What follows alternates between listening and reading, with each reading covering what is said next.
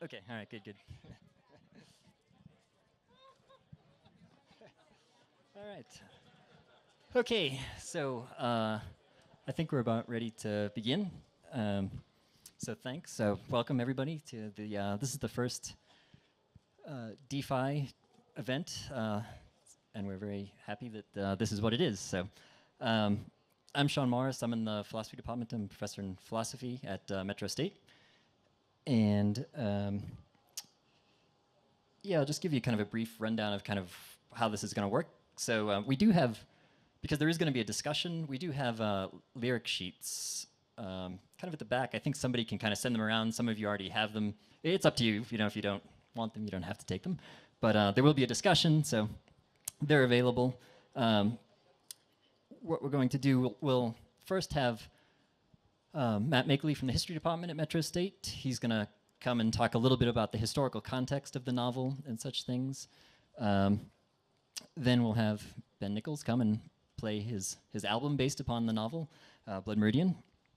And then at the end, we'll have a discussion with Matt and Ben, just see what happens there, talk about history, music, why this novel is important to both of them, though neither are novelists.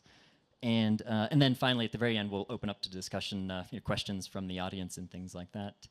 So that's about it. The first thing is the person who's headed up the sort of DeFi program in general is Adam Graves, professor also in the philosophy department. So he's just going to kind of come up and say a little bit about it, what exactly we have in mind, other things that we have going on, and so forth and so on. So again, thanks for coming out tonight. And here's Adam. Thanks, Sean. And thank everybody for coming out. Really appreciate it. This is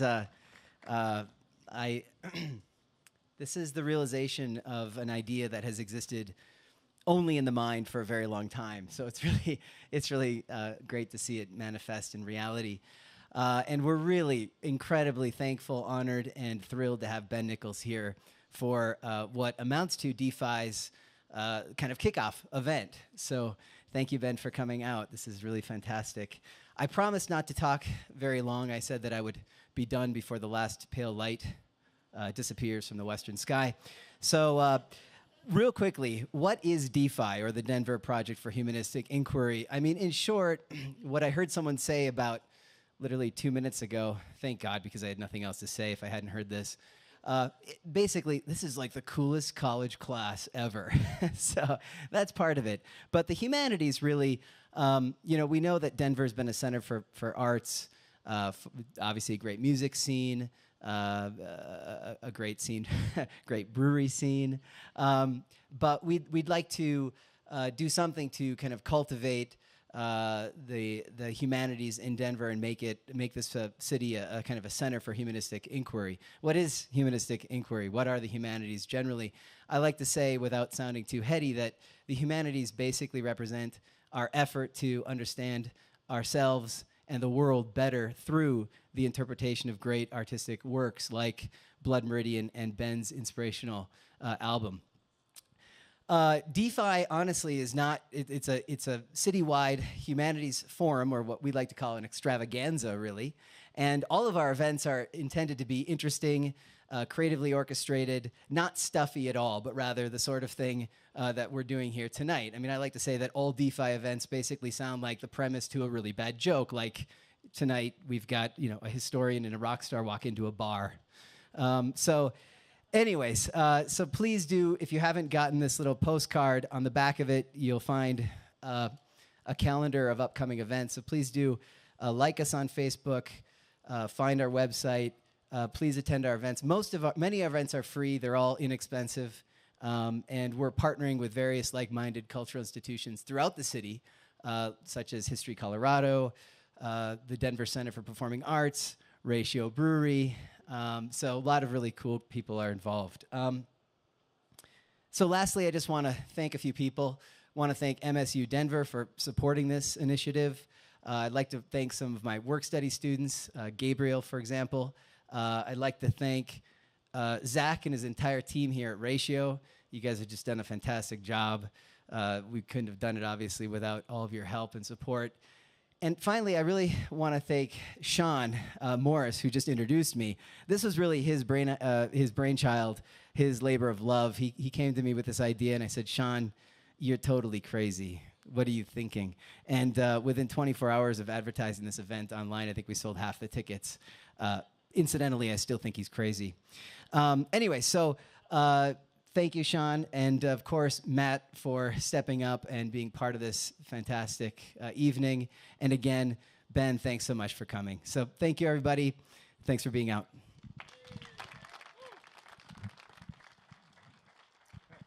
Well, thanks very much, Adam. So, as promised, to kick the evening off is Professor Matt Makley from the History Department at MSU Denver. He's a historian of the American West with a focus on Native American studies. He works and has published on the Washoe Indians of California and Nevada. And he's going to just, like I say, set the setting for the book and the story to follow. So, thanks, Matt. Thanks for having me. Thanks to Adam and Sean and Ratio for putting this on. It's really a great event and a wonderful opportunity for a historian to talk to a room with more than 10 people. I told Sean if he said Nevada, everyone would know he was from the East Coast, but he said he likes it that way. So preparing for this was actually kind of challenging because when you're going in front of someone like Ben, you have to be conscious that people are here to see Ben, not the historian.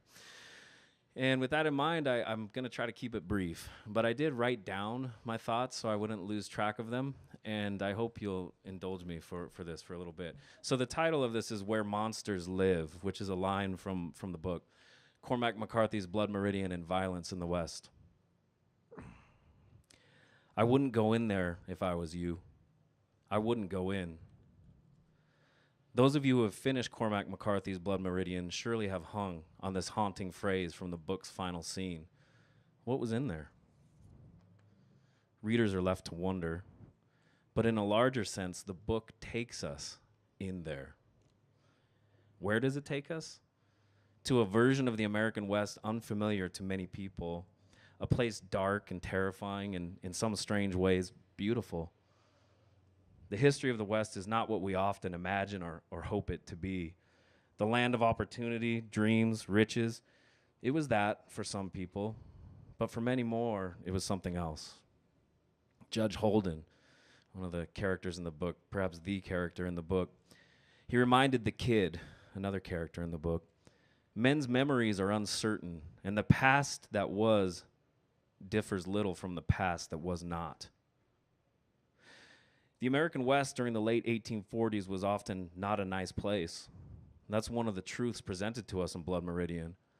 Instead of the sweeping vistas, fields of gold, and stories where the man in a white hat cleans all that is bad, we're left with a mess, a sadistic madman, Judge Holden. He holds revelry in this darkness. He's a master of the chaos, the anti-hero of all anti-heroes. And according to McCarthy, if I read this correctly, Judge Holden is in all of us. He's war. He's destruction. For McCarthy, in Blood Meridian, war is God. Don't go in there, spoke the unnamed character, and yet we must. For in there we find ourselves. We find the nature of humanity, or perhaps better stated, the nature of inhumanity. McCarthy's work resonates and horrifies because it holds these truths. He's describing a period of time we might think of as the birth of the American West. Birth is messy. It can be violent. There's blood and viscera. And so it was for the beginning of the American West. The fundamental human behaviors at play during the novel, according to McCarthy, they have no birth, just as there are no origins for the judge. I quote a passage here from the novel. Whatever his antecedents, he was something wholly other than their sum. Whoever would seek out his history through what unraveling of loins and ledger books must stand at last darkened and dumb at the shore of a void without terminus or origin. there's no comfort for those seeking a happy ending in this book. And I discovered that talking to some people as we were getting ready tonight. You describe what the book is and what I'm going to talk about, and they get kind of depressed. So it's good we've got Ratio's beer to buoy our spirits somewhat. Maybe there is a happy ending. All of it's happened before, it's happening now, and it'll happen again. Let me digress, and I won't do it for long, but I just want to offer a bit of background on the book for those of you who have not read it. Blood Meridian, or The Evening Redness in the West, is considered one of the most important books of the 20th century. It tells the story of a kid from Tennessee who goes unnamed. He sets out west at the age of 14 and ends up in Texas, where he meets characters that will come to shape his life and the narrative that follows. After a killing that reveals the kid's capacity for murder and violence, he was recruited to a company of soldiers going to Mexico, led by one Captain White. When most of the group was killed during a Comanche ambush, the kid survived. He ended up in prison in Chihuahua, Mexico. He earned his freedom by signing up to ride with John Joel Glanton and his group of scalp hunters. These are individuals who made their living selling native scalps to various governments. Part of this group, and Glanton's key advisor, is the judge, or Judge Holden, who we will discuss in some detail, I suspect, this evening. Together, the Glanton gang ranged northern Mexican states of Chihuahua and Mexico in search of these Apache scalps that would line their pockets. In the summer of 1849, they returned to the city of Chihuahua to collect money for the scalps they had collected. Glanton ultimately gains another contract, this time with the state of Sonora, and they set out again. Their journey leads them to Tucson and then the Colorado River, backdrops familiar to many of us in the American West, where they eventually take over a ferry crossing and begin accumulating wealth that way. Glanton and his gang are undone with a surprise attack at the crossing by Yuma Indians. Depending on how you read the book, perhaps a well-deserved ambush. But the key characters survive. The kid, Tobin the priest, Toadvine, Davy Brown, and the judge. All throughout the book, there's this palpable discourse between the kid and the judge, or not discourse, tension. And the tension comes to the fore in the wake of the Colorado River massacre, and the judge actively begins hunting the kid. And this is not someone you want on your tail. The kid escaped. Many years passed. He grew to become the man. He meets the judge again in a town on the Texas plains, and here the two have their final reckoning. I won't say more because I don't want to ruin it for those of you who haven't finished the end. I know I have students here who are reading it for class, and you may not be there. Hopefully you're close. This hasty summary of the book offers the bare bones. It's a narrative arc, and it leaves a lot out, as those of you who've read it are certainly aware. The heart of the book, I would argue, exists not in the narrative anyway. It's in the setting, it's in the place, it's in the feeling, it's in the mood. Rather than talk more about the book, because I hope we're going to get to talk a little bit about it with Ben and obviously listen and read along with the lyrics, I do just briefly, with a little bit of time here, want to provide a bit of historical context for violence in the West. People often wonder if Blood Meridian is historically accurate. Unfortunately, when it comes to the violence, it is. Inspiration for McCarthy's work came from a memoir written by a guy named Samuel Chamberlain. The book was called My Confession, The Recollections of a Rogue. In that work, Chamberlain recounts his time with a group of scalp hunters led by Glanton. Many of the events in Blood Meridian come directly from Chamberlain's work. Similar to thousands of Americans who moved west in the mid-19th century, Chamberlain relocated from the east with his family in search of better fortunes. Chamberlain eventually found himself a private in the war against Mexico in 1846. After his service, he re-signed with the United States Army, but the Army records indicate that at some point he deserted, and at that point he probably picked up with Glanton's gang and went hunting for scalps. In this memoir, Chamberlain's memoir, there's a character, and his name's Judge Holden. He's described in detail. He's a Texas judge of enormous stature, towering over 6 feet tall. Chamberlain labeled the judge a, quote, cold-blooded villain who was guilty of terrible crimes. Chamberlain insinuates that the judge was likely guilty of raping and killing a 10-year-old girl in Texas, though he was never convicted. Many of Holden's characteristics as described by Chamberlain will be familiar to those of you who have read Blood Meridian and are familiar with the judge. He was an able marksman, well educated in almost every subject, an accomplished musician, and a psychopathic killer. Chamberlain's a useful example for us to try and understand the type of person who would end up hunting for scalps, for human hair. A long, winding train of events led him to that passage. Most, like Chamberlain, didn't set out early on to become scalp hunters. Instead, the opportunity for financial gain was the most pressing motivation. How common were scalp bounties? We hope when we read this book it's just make-believe or confined to a few places. They were common. In fact, colonial records from early America indicate that in 1700s, beginning of the 1700s, the colony of Massachusetts was offering money for Indian scalps. In the time period portrayed in Blood Meridian, it's obviously much later, scalp bounties were common across northern Mexico. The northern Mexican states existed far from the centralized authority down south of Mexico City, and from the start, as a nation, Mexico was quite turbulent. There was a lot of internal strife. Their principal economy was extractive, mining and farming, and it was in tatters following their Revolutionary War. So they weren't in a good place to defend their northern states. That left them largely vulnerable to raids from Comanches and Apaches. And certainly the Comanche took advantage of that. There had long been a vigorous trade in goods and slaves and scalps across northern Mexico.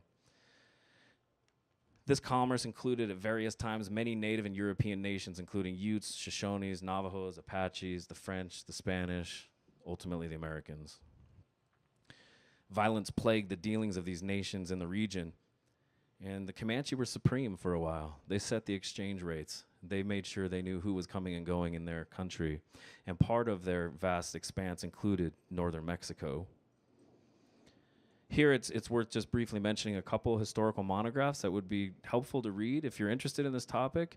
One of them is Brian DeLay, and it's his work, A War of a Thousand Deserts, Indian Raids in the U.S.-Mexican War.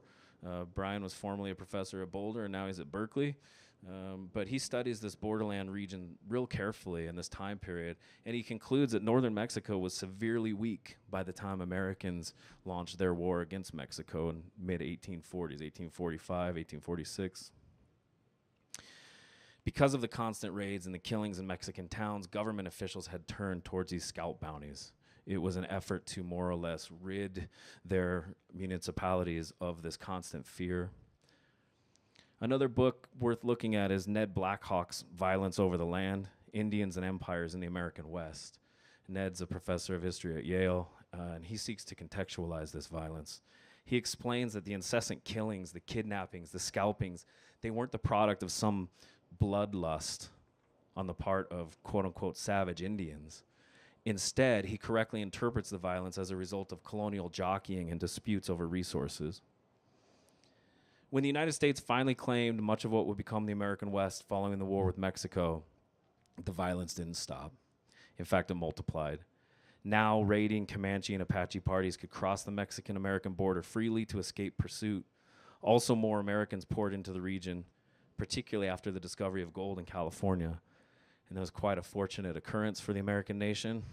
Gold was discovered at Sutter's Mill near what is today Sacramento, California, just weeks or months after the ink had dried on the Treaty of Guadalupe Hidalgo, which ended the Mexican-American War. And I often like to ask my students, what would have happened if that gold had been discovered when it was still part of Mexico? Might make for a good novel. Well, with the gold, there was a resulting rush of people to the area. One historian has explained it as if someone took the American continent and tipped it, and all the population spilled from east to west. But they weren't just coming from the east coast of the United States. They were coming from around the globe. They were coming from various parts of the globe and all over. And it's a well-known fact that several California towns maintained scalp bounties beginning in the 1850s. On at least one occasion, and this is well documented, the California state government compensated towns who had paid individuals for hunting scalps. The state, in turn, submitted their costs to the federal government, who paid them. So you have the state of California and the federal government paying for Indian scalps.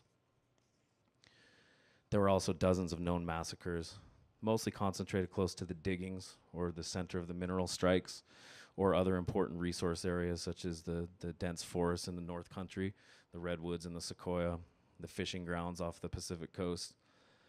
But it's a topic that receives surprisingly little attention. When I ask my students how many have heard about the California Indian massacres, not many are able to raise their hand.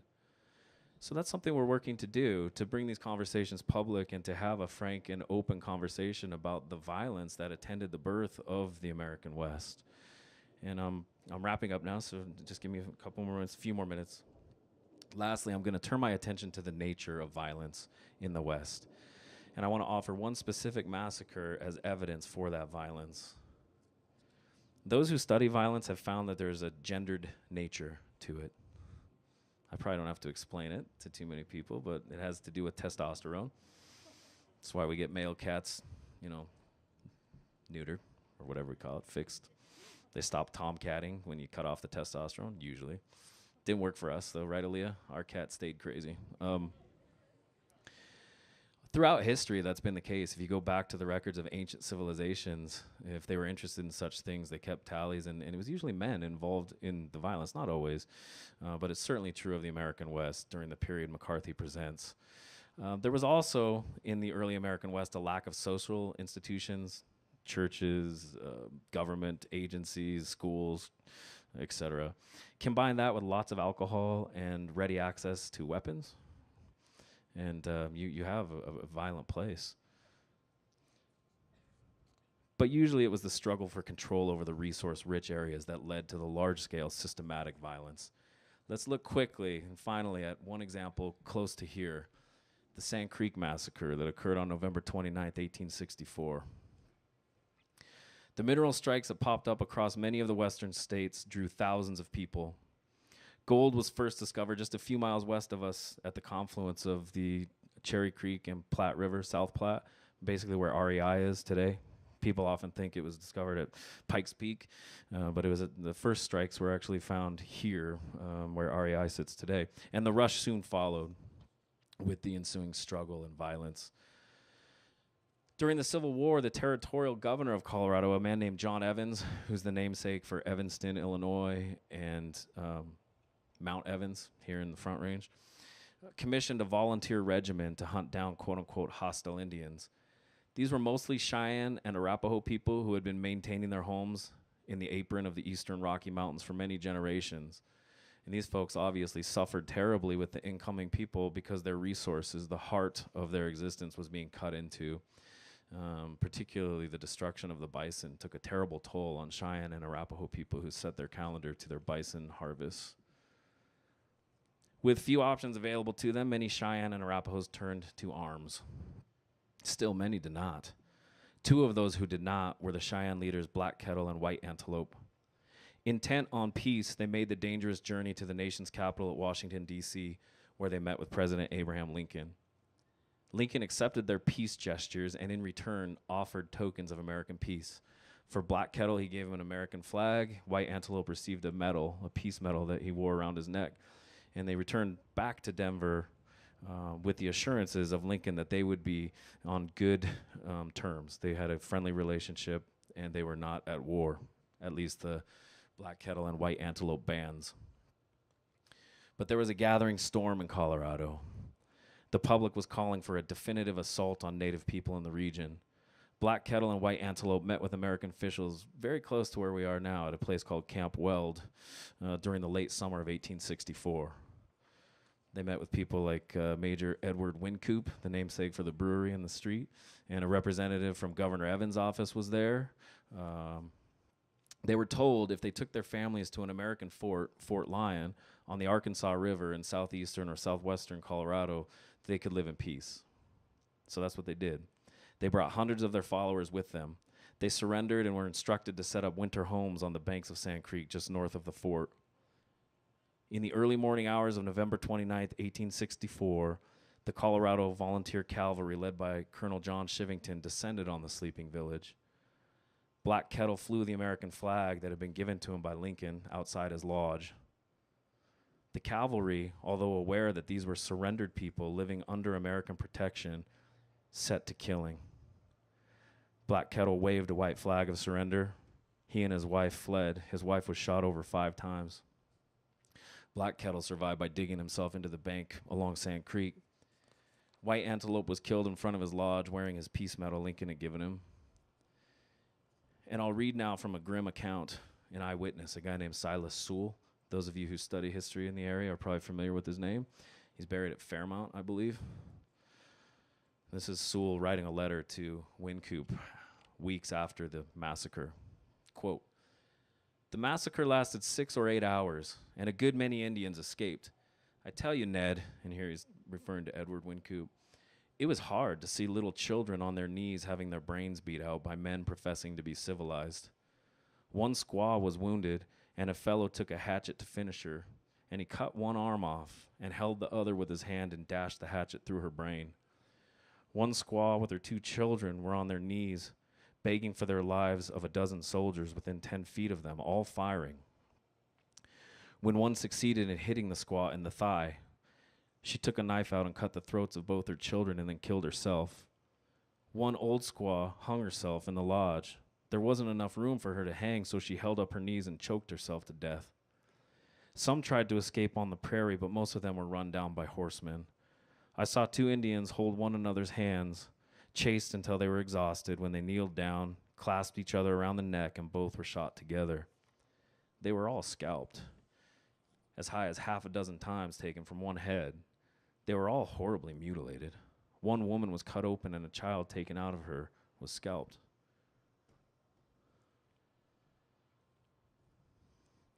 While not directly connected to the events in Blood Meridian, the Sand Creek Massacre and Silas Sewell's testimony prove that events in the book actually pale at times in comparison to what really took place in the American West. This violence is horrifying, it's heart-wrenching, it's despicable, and it's at the heart of human nature, according to the judge and Cormac McCarthy in Blood Meridian. Thanks for your time. Let's hear from Ben.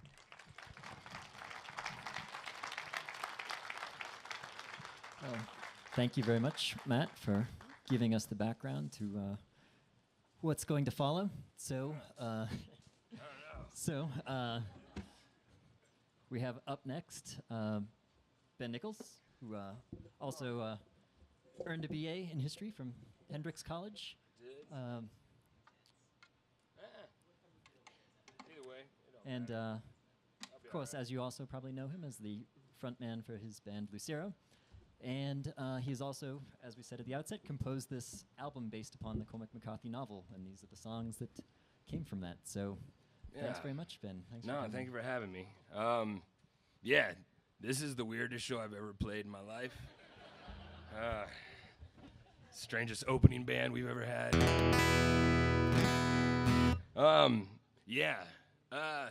Basically, I wrote this record. I'd read the book a while back, and then I was rereading it a second time, and there were just so many just brilliant lines in there that I thought would make perfect, that would fit well in a song.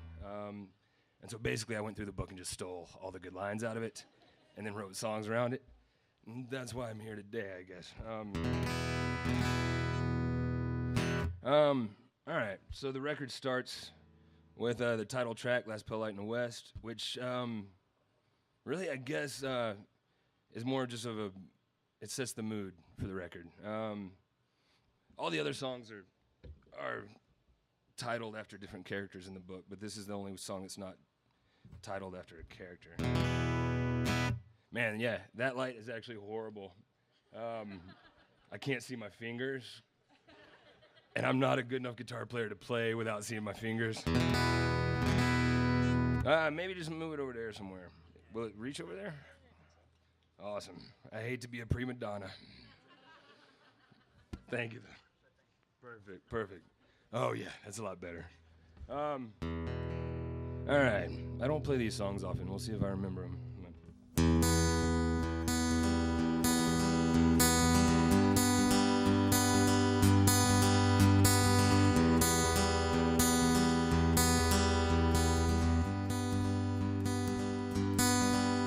In my hands, I hold the ashes. In my veins, black pitch runs. In my chest, fire catches. In my way, setting sun. Dark clouds got around me. To the west, my soul's bound, but I will go on ahead free. Well, there's a light yet to be found. The last pale light in the west. Last pale light in the west.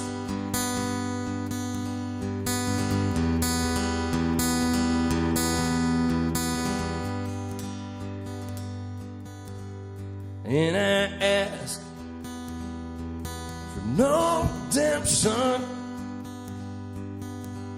in this cold, barren place. Still I see a faint reflection, and so by it I got my way. Last pale light in the west. Last pale light in the west. That's all there is to that one. It's just, like I said, it kind of sets the mood. And actually, at the time that I was writing it, I'd read Blood Meridian, but then I'd also read All the Pretty Horses and The Crossing and Season of the Plain, and The Road, and a bunch of other Cormac McCarthy books. And as bleak as a lot of those are, in a few of them, there was, towards the end, there was always there could be a reference to light or something to follow and a path to actually pursue. And so even with the bleakness, he would give you just a sliver of hope sometimes. And in Blood Meridian, that last pale light line it's very near the end of the book, and it's not made a big deal of it all. It's just a very random line that I just thought made a really good song title. But in the Road, which this is off topic, I guess, but in The Road, there's the kid at the end of The Road. There's a guy in a yellow parka that is there at the end of the book. In No Country for Old Men, there's this dream that the sheriff has, I think, about his father, and his father setting a fire out in the distance and him following that light. And so I just thought it was kind of an interesting Cormac McCarthy thing. And so that's kind of where that song came from. All right, The Kid. That's the shortest song, easiest song. The rest of them have a lot more words. I'm sorry. We'll see how this goes. So yeah, we'll jump right in with The Kid. Man, I haven't played this song since I wrote it.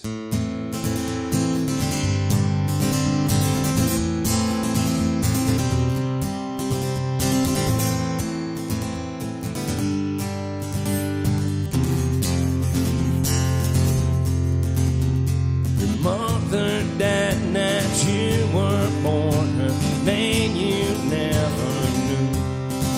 Look, wait, nothing to lose. Left East Tennessee at 14, wandered to the west. Look, wait, born into death. You fought the sailors in New Orleans. Worked flatboats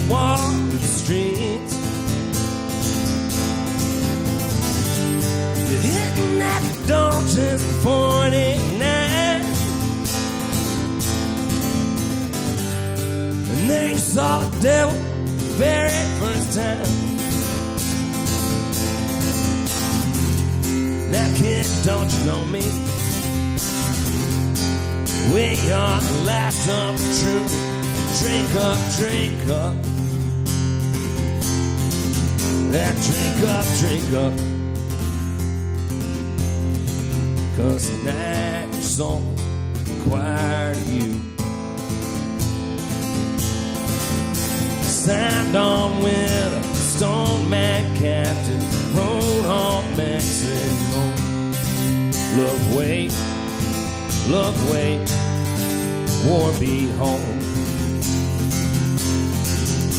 Jailed with killers, one and all, but we were killers free. Look, wait, look to me.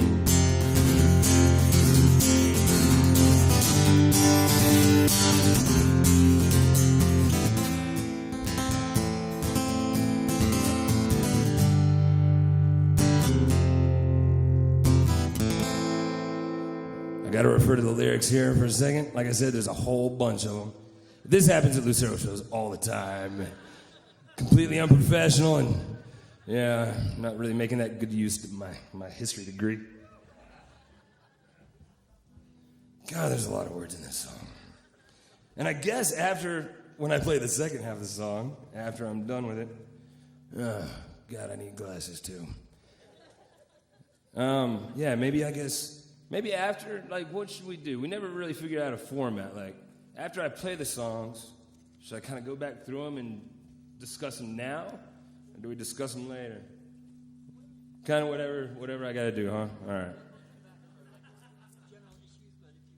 All right. Oh, man, this was such a good part, too. Oh, man. Okay. You know what? Can I borrow that stool?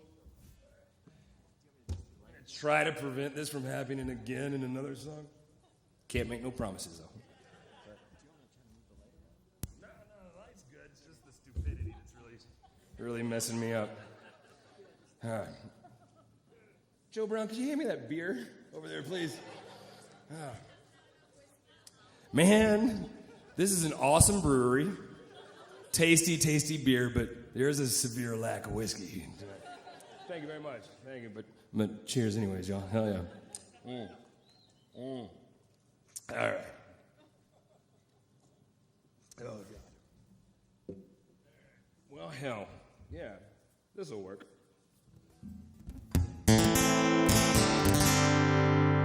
God, we're not even halfway through this fucking song.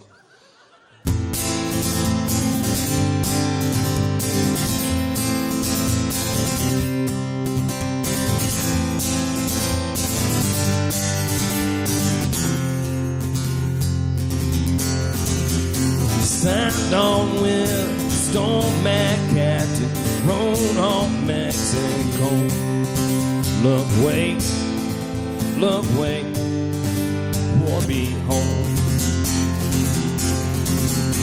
Jailed with killers, one and all, but we were killers free. Look, wait, look to me. You saw the lancers, mid-heathen hordes, blood-stained veils, costumes of war. Well, hell ain't half full, boy, hit me. War is the gate, God, that we see. Now, kid, don't you know me? We are the last of the truth. Drink up. That drink up. 'Cause tonight your souls require you. That we set out as men of reason, armed with Navy Colts. Look, love weight, worth paying gold. You stood witness to yourself. I tried, you did betray. Love weight, judgment day. We killed in the desert, we killed in the streets. We saw what shall and what shall not be. We stood with pistols from back to back. And now you stood your ground, but what ground is that? That kid, don't you know me? We are the last of the truth. Now drink up, drink up. Now drink up. Because tonight your souls require you. All right, we made it through. Thank you very much. Oh. A little rough around the edges, but we made it. So yeah, that song's called The Kid, but really it's kind of written in the voice of Judge Holden, who, yeah, in that last scene that Matt referred to earlier, he meets the kid in a bar like, I don't know, years after most of the book takes place. And yeah, that line, drink up, tonight your soul's required of you. How can you not put that into a song? Oh, man. So that's where that song started. And then there's, yeah, basically I just went through the book and tried to put as many details and steal as much stuff as I could in there. And I was really nervous before I came here, and I actually went through the song, and I've got page numbers for pretty much every line in there. So I could refer you to exactly where I stole every line of that song from. I rephrased it in my own words sometimes, but it's just pretty bold theft.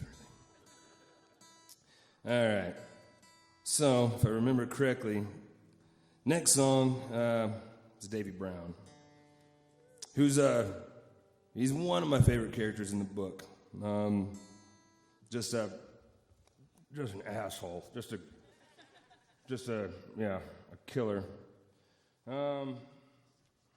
But he's got some really brilliant moments in the book where he actually stands up to the judge a few times. And so he kind of has my respect for that.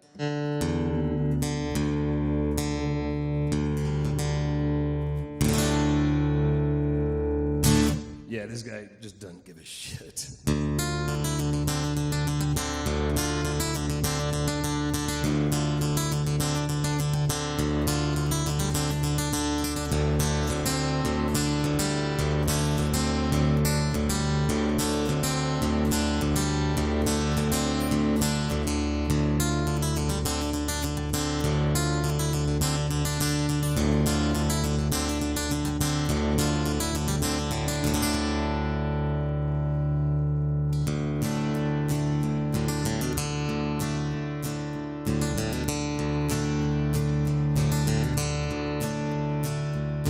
Now, hey, Davy Brown. Well, you weren't born to kill him, but you can't do it now.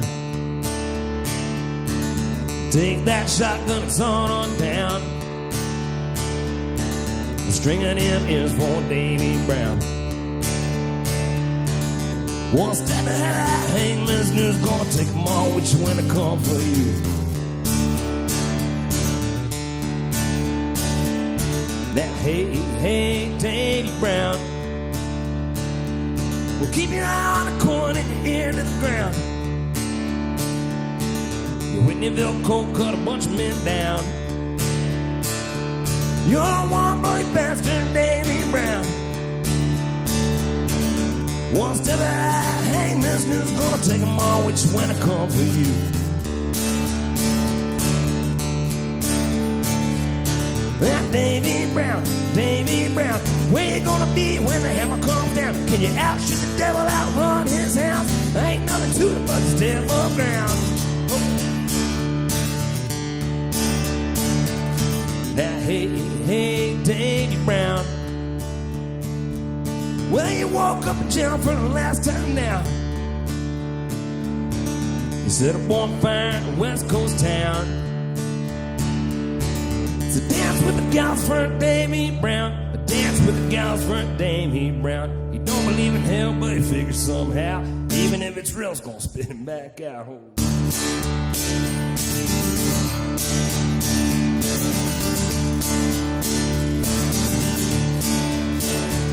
That Davy Brown, Davy Brown, where you gonna be when the hammer comes down? Can you outshoot the devil, outrun his house? Ain't nothing to it but to stay above ground. Davy Brown, Davy Brown, where you gonna be when the hammer comes down?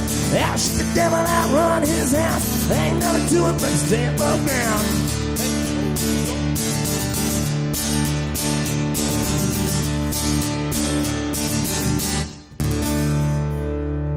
Short and sweet on that one, too. Thank you. Look at that. We made it all the way through without having to stop. All right. Okay. Oh, this next one's a tough one. All right. This one's Chambers, who's only in the book for a few pages, actually. But it was the first song I wrote for this whole project. I didn't know it was going to be a project when I wrote this song. And then I wrote this one. I was like, ooh, there's a lot more left to steal in there, so I could write a few more. But yeah, this one, he was a veteran of the war with Mexico, and then he ended up going back to Mexico for a girl, which I could relate to. And then, yeah, he ended up in the same jail with the kid, and ended up in the Glanton gang as well. And yeah, his story is just extremely tragic, but it really, it made a big impression on me for only being 2 pages out of the book. So, we'll see how this goes. I can't see that. I can't even read that. I don't know why I'm looking at it. All right, so we'll see how this goes. Man. So how many of y'all have read Blood Meridian? Yeah? Show of hands? All right, fair amount. Yeah, it's a bitch of a book, man. But it is my favorite novel, actually. All right. Yeah. Played Red Rocks the other night. It was awesome. This is 10 times more nerve-wracking, though. Yeah, this is absolutely horrible.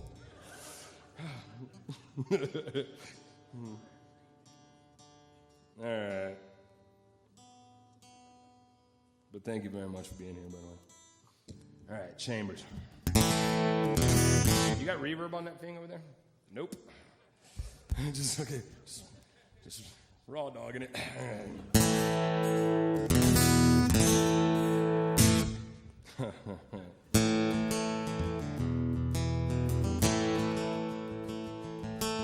Born under South Kentucky sky,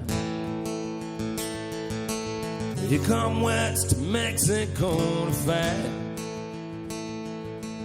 1842 at Meridian, gunners filled with blood and fear, barely made it back to Texas alive. With Missouri volunteers when the war began. 46 they crossed the Rio Grande, and there he met his dark-eyed love. He said goodbye when the war was done. He swore that he'd come back for her again.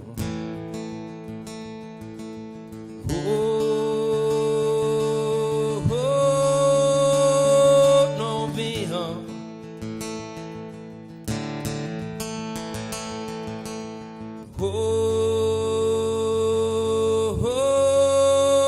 Your man is gone.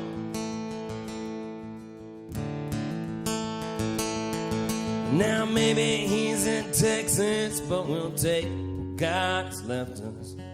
We'll leave California with the dawn. He worked his way back to home, Mexico. Reclaimed the love he'd left 2 years ago. Back to those same city walls where he'd watched copper cannonballs like wayward sons roll down the cobblestones. They put him straight in prison, left alone with other Yankee folks so far from home. Parade them through the square in chains till in rode Captain Glanton's gang. Apache scalps for bounties paid in gold. Oh, oh, no Villa.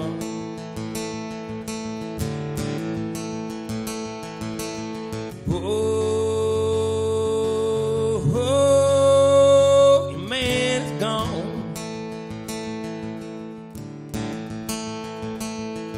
Now maybe he's in Texas, but we'll take what God has left us.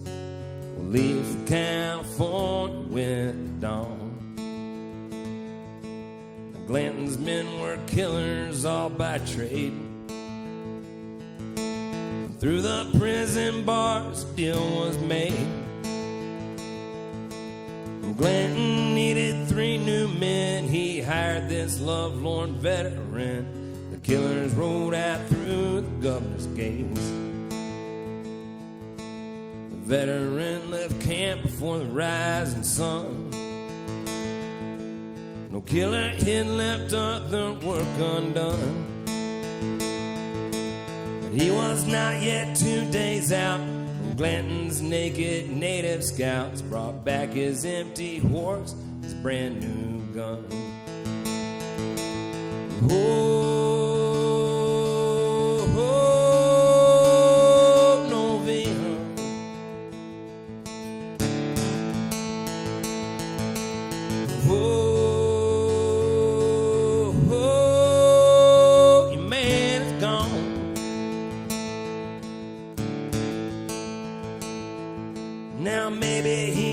Texas, but we'll take what God has left us. We'll leave for California with the dawn.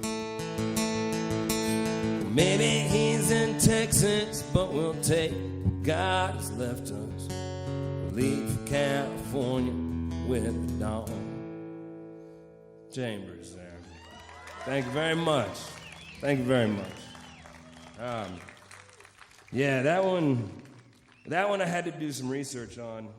There's a whole lot that's not in the book that I Google searched and just kind of made up. Kind of a history for him. I didn't know the word novia before that night, before I wrote it. I don't speak Spanish. I had no idea what that meant. Hopefully I used it correctly. I don't know. Nobody's called me out on it yet. I don't know. All right. Okay, just a couple more here. I would have written more, but I ran out of time because I had to go on tour with Chuck Reagan. And so, yeah, he's a badass. So we only got 6 with words. And then I made The Judge. I made that an instrumental song just because I figured, well, he had a lot of time in the kids' song. And then really summing up The Judge in words just kind of seemed, not productive. Possibly impossible, actually. All right, Tobin, though. Tobin's the ex-priest that's riding with the Glanton gang. And, yeah, he had some real good stories.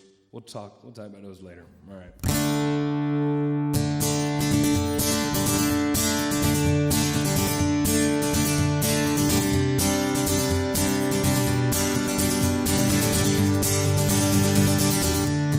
Well, I've done some preaching back in Texas before the war.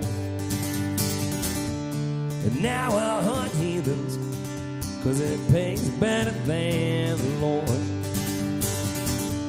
And I ride redeemers, the devil by my side. Be it us or heathens, we must all pay a heavy price. Now I see footprints cloaked in stone. Now tell me, what kind of devil tried that long ago with his sack of sinner souls? There must be a place where there's world and grace made to meet. Judge Holden is the devil, and his help is Mexico. If Holden don't kill us, Patrick will for sure. Now Holden's more preaching than I ever was before. He preaches reason, he preaches war. Now I see footprints cloaked in stone. Now tell me, what kind of devil tried there long ago with a sack of sinners' souls? There must be a place where there's world of grace that made me.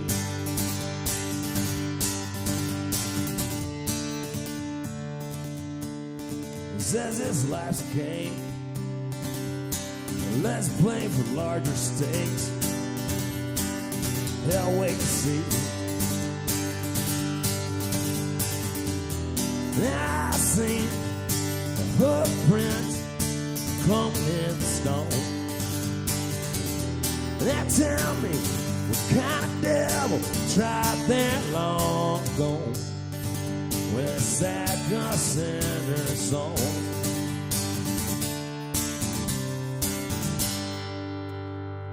Tobin, the ex-priest. Yeah, the hoof prints in the rock. I don't know how that worked. I don't know where those came from. I don't know. So, yeah, but it works well in the song. All right. So I think if I've done the math right, we've only got one more left that actually has words. And it's actually my favorite character, Toadvine. He's got no ears. They got chopped off. That Davy Brown character actually wears a necklace of ears that he's chopped off of folks. So I figure they thought he was dead and chopped his ears off, and then he survived. And they branded him in the forehead, an FT, or a HT and an F. I'm not sure what the F stands for. You got any idea? I got not a clue.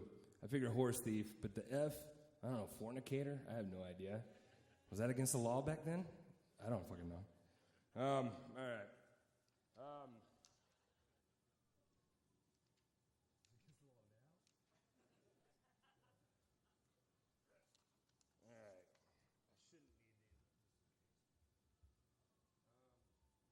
What else about Toadvine? Oh, yeah, actually, this song, it's got a few lines in it that weren't actually about him. Some of them are a conversation the kid was having with an old Mennonite, and some of them I just kind of, they were good lines, and I kind of put them in the song just to make the song better.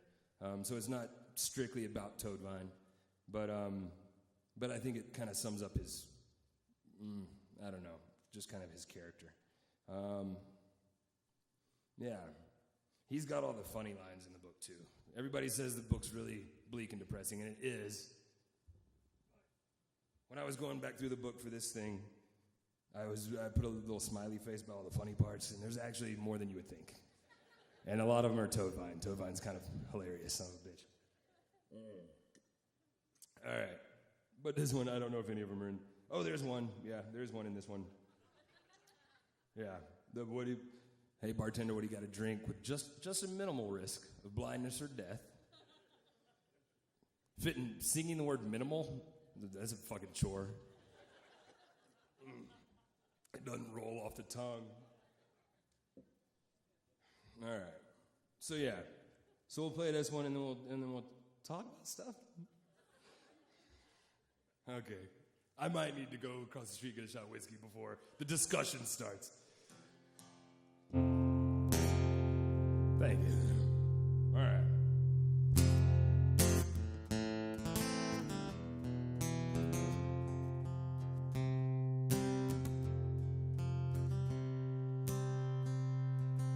I roll myself to the ground. Hell is almost over now. I don't see nothing but the light.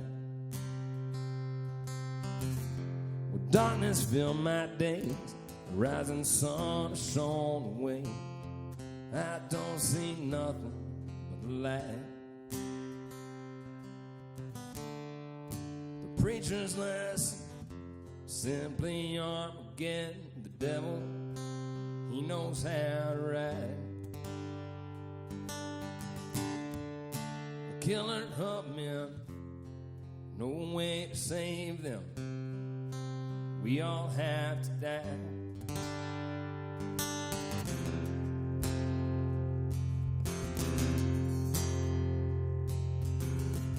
You wouldn't think that out here a man could simply run clear out of country, but oh my, oh my,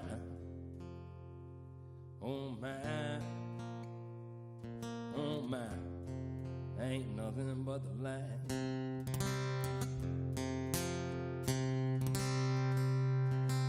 It took my ears and on my heart.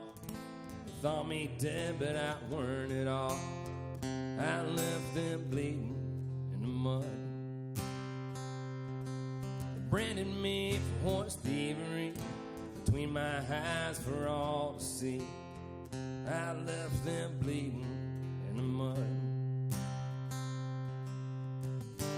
When this world was made, it was never meant to save everyone in kind. And I don't believe God much had me much in mind.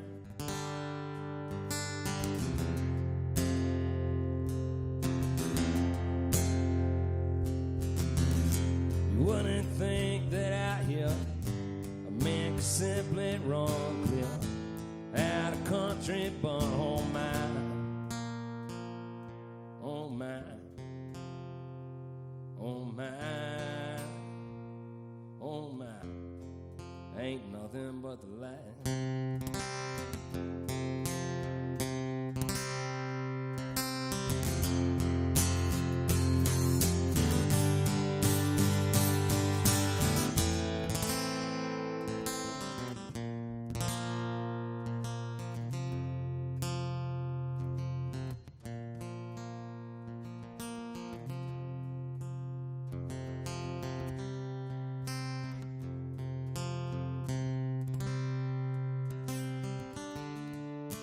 Tell me, barkeep, what is there to drink with just a minimal risk? Blindness or death, it all tastes to ashes. Seems that's always what we get. Hell, that's all we ever get.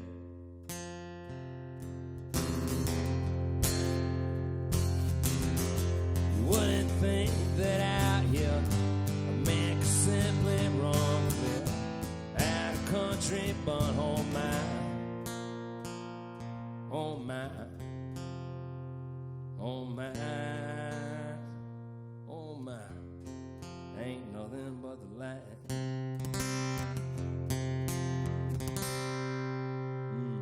Yeah, that's Toadvine. Yeah, is that, you wouldn't think that out here, he's in the middle of a giant desert with nothing around him but space. And there's just, you could go any direction you want, but he can't go to the West Coast because they'd hang him, and he can't go back east because the judge will get him. And he looks at the kid, he's like, you wouldn't think that you could just run out of country out here, but you can. And yeah, so I had to put that in the song. So yeah, not the best versions of those songs, but good enough to get us to the discussion part of the night. Thank you very much. I am going to sneak in the alley and do a shot whiskey, and then I'm going to come back and have a very, very, educated, proper kind of discussion. Perfect. That's how I did it in college. Thank y'all again.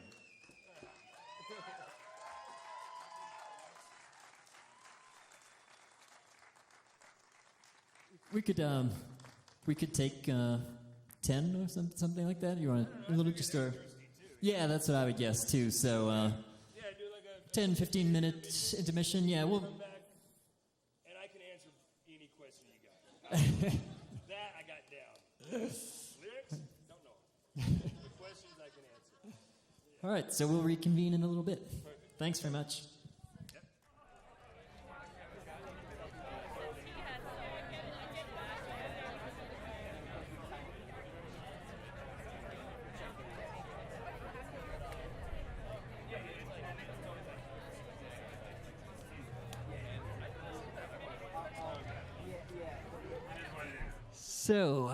So welcome back after the short intermission.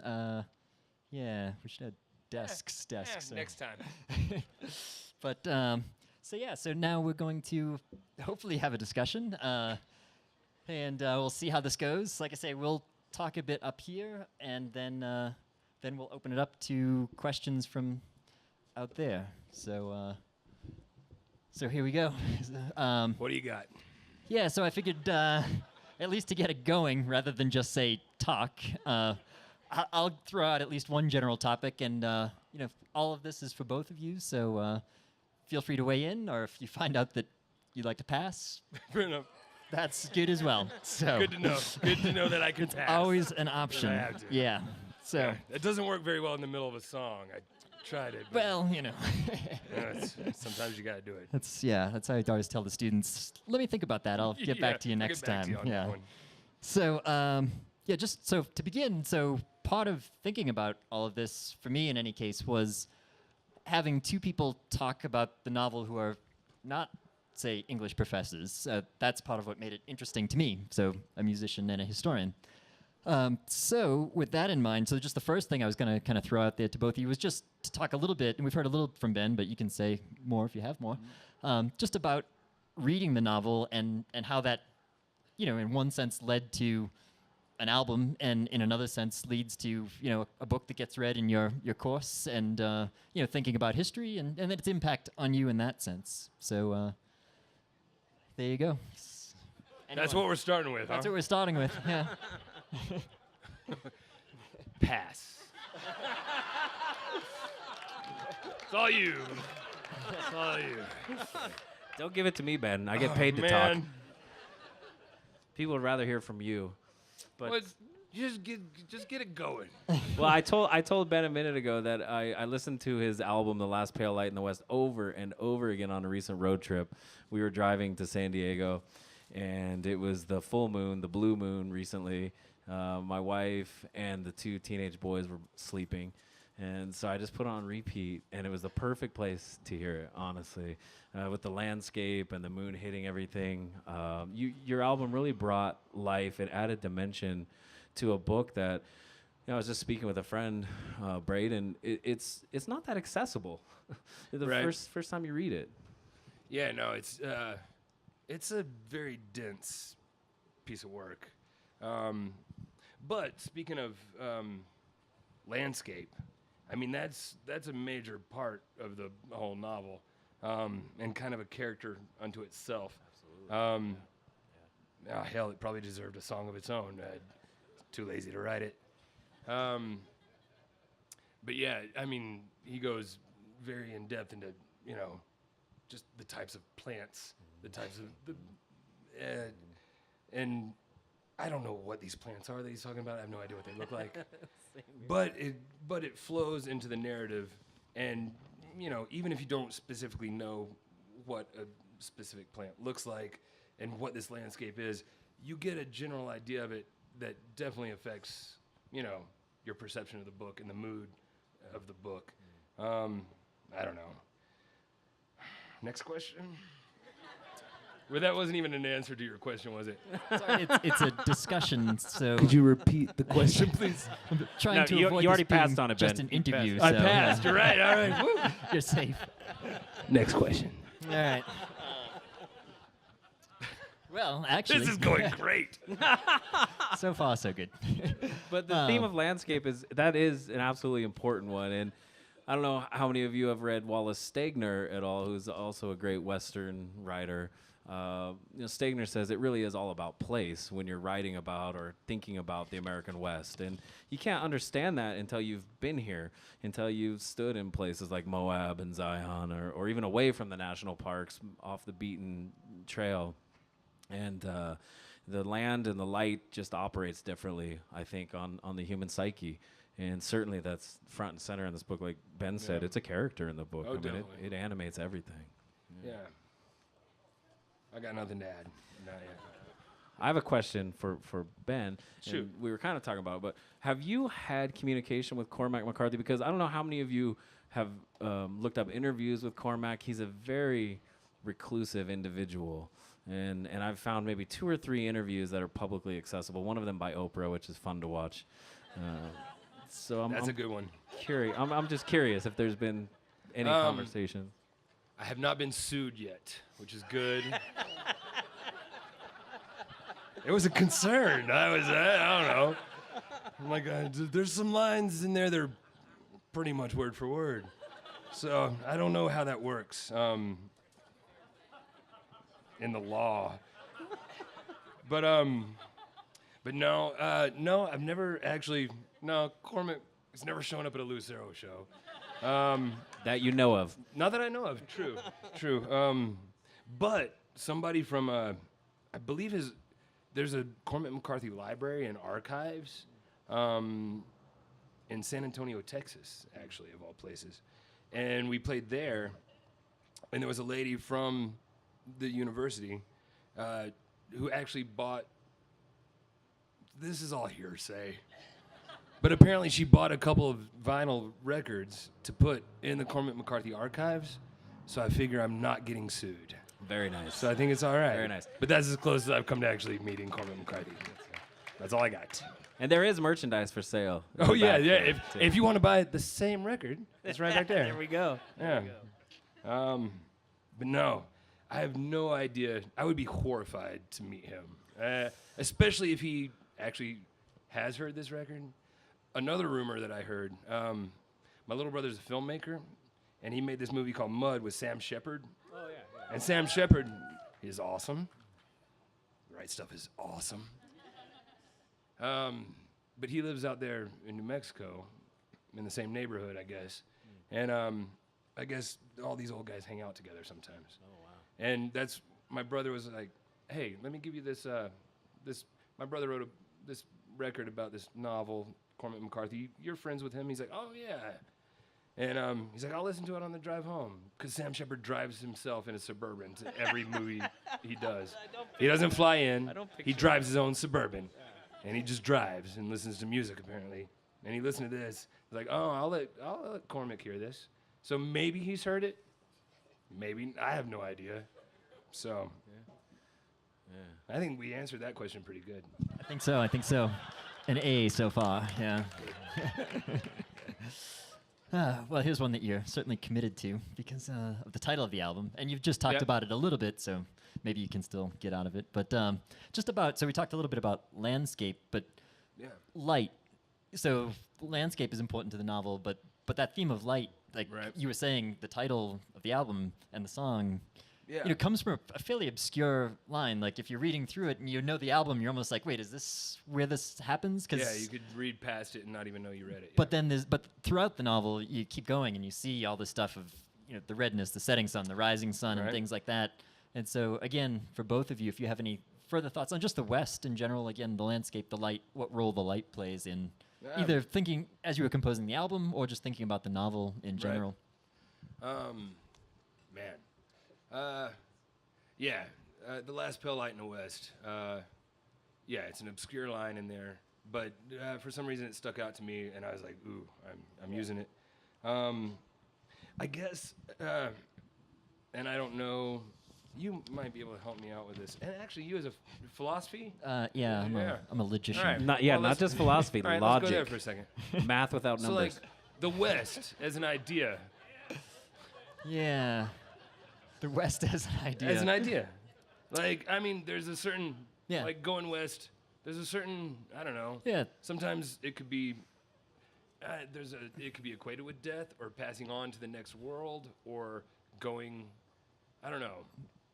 Am I completely wrong about that? Well, it seems like I don't know much You're about. like, yeah, maybe so. I don't know. I'm a philosophy guy. as a philosopher, Doctor. I don't really know, but All right, fair but enough. as my I do philosophy of mathematics. I'm running with that. So Is that what your philosophy of mathematics? Yeah. Sorry. That explains a lot. That explains a lot. So Just got a not even a mathematician, a philosopher of math, a musician, and a history professor discussing a work of yep. American literature. So we're all pretty much on equal footing here. Matt's probably a cut ahead. So, All right. Okay. but I did watch a lot of westerns with my father growing up, and I think these themes are. I mean, it is part of the whole Western, legend, and one you can treat it as like, right. I'm listening. I'm totally in. Riding off into the sunset, which goes back to some of what Matt was saying at the beginning, Right. and then you've got the light that's going on in Cormac Right. McCarthy, where it's the evening redness in the west, and red is. I mean, it's not really even thinly veiled as there's a lot of blood going Right, on of here, and such course. blood meridian and so forth. So, I mean, that's my best attempt to answer your question I mean, as an amateur. which is Man. nice. That's nice when you've got a professor emceeing, because they'll answer their own questions. I think you did real good on that one. Thank you, thank you, thank you. Yeah. There was no math involved in that at all. You did good. I'm calculating. I do have the passage here. I could read it. I had it marked. And it's the kid, and he's getting ready to head to his final meeting with the judge, although he doesn't know he's going to see the judge. But he looked back a last time at the street and the random window lights led into the darkness and at the last pale light in the west and the low, dark hills around. Then he pushed open the door and entered. Yeah. And Yeah. it's a segue into that culminating scene. It's going into the last scene of the book, which is it. I don't know. God, I'm horrible at this. But it's a very subtle line, but I do think it's significant. It And absolutely is. Cormac McCarthy knew exactly what he was doing, writing that, because it is, it's a good introduction to the final scene of the book. It is. And without giving too much away or giving all of it away, it's the last time he'll look into that light in the west. Right. Yeah. And I don't know where I got this from, but the fading light in the west. I don't know. There is a certain passing on. There's just kind of an idea of the west being where the soul might go after this life. You go, it disappears into the west, and so that line was significant to me. I was reading into it, whatever bullshit I've got in my brain. Which, that's a beautiful thing about literature and lit review. You don't have to have the right answer. There isn't, a right answer. It's That's how why it I was no affects good you. at English in college. I was better at history because there is a right and wrong answer. See, a lot this of is a times. history major right here. If this isn't success, I don't know what is. I mean, so we got to market the hell Ask out my of that. girlfriend. It's not success. All right. Let's try another one. Okay. Well, so we've been gesturing at it a little bit. We're getting to the end of the book, and I don't want to ruin it, though. At the Let's- same time, I've read the end, and I'm not sure that I know what happens either.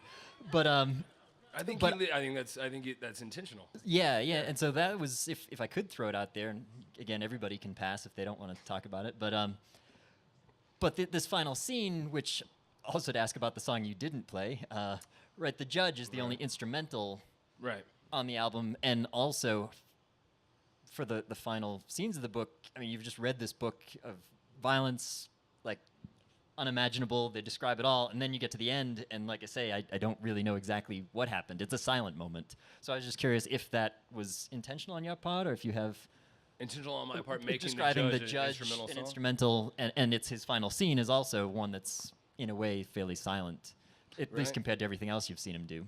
Oh yeah, I mean, I guess after the scene in the outhouse, the judge goes back in, and he's dancing. He's like, "I'm gonna live forever. I never die." He's dancing naked, I think, right? Isn't he? I don't Again, know, I don't think he he's is. naked I thought he then. was at that He's one. naked a lot, but not then though. I don't think. They did shoot the bear. The bear is dead, but he lives forever. He's the, I mean, I don't know if he's the devil. Right. I think the devil might be. The devil might be too specific a term.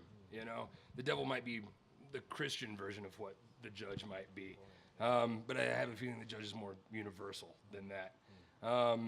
There's probably a judge in all faiths and all, philosophies. Even math. Even math. There are no morals in logic, as one philosopher said. So. Morals are not important to the judge. He says it over and over. Morals have nothing to do with it. That's a man-made concept. It's a concept you have in your brain that doesn't actually affect the math of the fucking universe, which is all that the judge is actually concerned with. And isn't that one of the, for me, you're drawn to the judge as a reader. At least I was. Oh, yeah. There's so much wisdom there, and you're listening to him lecture about geology and anthropology and human history, and he's making sense. And just as he draws you in, he laughs at you for a fool. He laughs at all of them. Yeah. And then, there's a scene in the book where he actually kind of converts them. Yeah. And oh man, maybe he was talking about languages and why there are so many different languages and he's talking to these uneducated killers. Yes, listening to him, all of them. And he's talking some pretty highbrow stuff. Yes. But even them, he draws them in, and by the end of his philosophical talk, they're like, "Man, yeah, makes sense. Man, that's probably right." And then he laughs at them for fools, even though, what he said was exactly right, probably. This is such a critical passage, and I like Ben's version way better, but I'll read just briefly. The judge is holding court, and he's talking, as Ben suggested, to a group of uneducated scalp hunters sitting at his feet. And they're talking about the Bible. And the judge said, "Books lie." Someone responded, "God don't lie." "No," said the judge, "he doesn't. And these are his words." He held up a chunk of rock. "He speaks in stones and trees, the bones of things." The squatters in their rags nodded among themselves and were soon reckoning him correct, this man of learning, in all his speculations. And this the judge encouraged until they were right proselytes of the new order, whereupon he laughed at them for fools. Yeah, yep, that's, man, you're And you- good. That's you wonder- exactly the spot. But you wonder as a reader, is McCarthy doing the same thing to us? I mean, I think that's what makes the judge so scary, is that that sounds exactly right to me too, and maybe I'm a fool as well, but that sounds, you hit the nail on the head. Exactly. And the judge's philosophy is, it's reason, and it's not superstition, and it's not religion, and it's real. Exactly, and it's this world, but then it's death and violence and chaos in a way, and on one hand he's extremely logical and reasonable, and almost liberal in a way. Yes.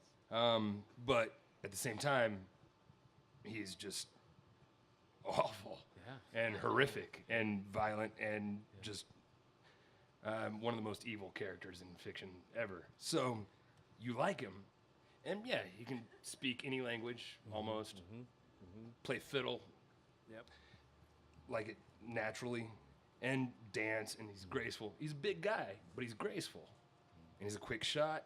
he's good at everything he does, and he's logical. And what he says is, you know, to a rational human being is, you're like, yeah, he's right. But then he's also just, there's the evil side of it too. And you're like, well, if I accept that, do I have to accept this as well? Yeah. And so, yeah, it's scary as shit. It is. It is. And I have to say, the first time I listened to The Last Pale Light in the West, I thought it was brilliant that you left the Judge's song with no lyrics. I mean, that to me was really the only way to do it. I thought so too. And when you're running out of time, it's extremely convenient. Yeah, that's actually, yeah. But it made so you can make it if you. I never thought I'd be in a situation like this where you actually have to make an excuse for writing an instrumental song. But if you are, you're like, yes, the Judge is a mystery. You can't sum him up in lyrics. So it has to be like that. There you go. Yes, I did that on purpose. So yeah, it's fitting. We milked that to death, yeah. It was good. It was good. No, Yeah. Well done. good. Well done. Another A answer. I think so. I think so. Yeah. Thank you, Professor. He's a historian. He's professional. So I like it. so anything? I mean, I Really, do. now that's all you got. Now it's just what do you got, huh? Yeah. Well, no. I mean, I do have stuff, but I going. just don't want to. You know, I don't want to No, dominate. no. If either of Let's you go. wanna- Let's go. Okay. Let's go. So here's an easy one. Okay. And it's easy because I'm going to start with Matt too, so that's even better maybe. For me, it is. I just wanted to ask. So the Judge you mentioned was an actual historical figure. I don't think you said before, but what about like so some of these are fictional characters in the novel? I was just wondering a little bit more about the which other characters are actual historical figures, and then if Ben wants a preview of what's coming. Then I was going to follow up to ask you a little bit about how you developed the particular characters you talk about. So, but yeah, so there you go. The Judge, it's not clear that he actually existed because, as far as I know, no one has corroborated that existence in an independent source. It's just Chamberlain. And these sort of books, written by Chamberlain, they were sensationalized. He was promoting his version of events and wanted to come off as this rogue, as it were. But that goes all the way back to John Smith, who met Pocahontas and her father Powhatan. He wrote about marrying a beautiful princess not once, not twice, but 3 times. And that led Disney to believe it was Pocahontas, even though it wasn't. But that kind of genre of telling the story larger than it is probably some of what was going on in Chamberlain's account. So the Judge, he talks about him as this giant 6-foot man who was learned in all things, an able shot, and wicked, which is exactly what McCarthy built on. But as far as his real existence, I don't know. I don't know if the Judge existed. A person like him certainly existed, and it's captivating to think about. The kid, sure, thousands of them. They came out west looking for what? Their fortune, wealth.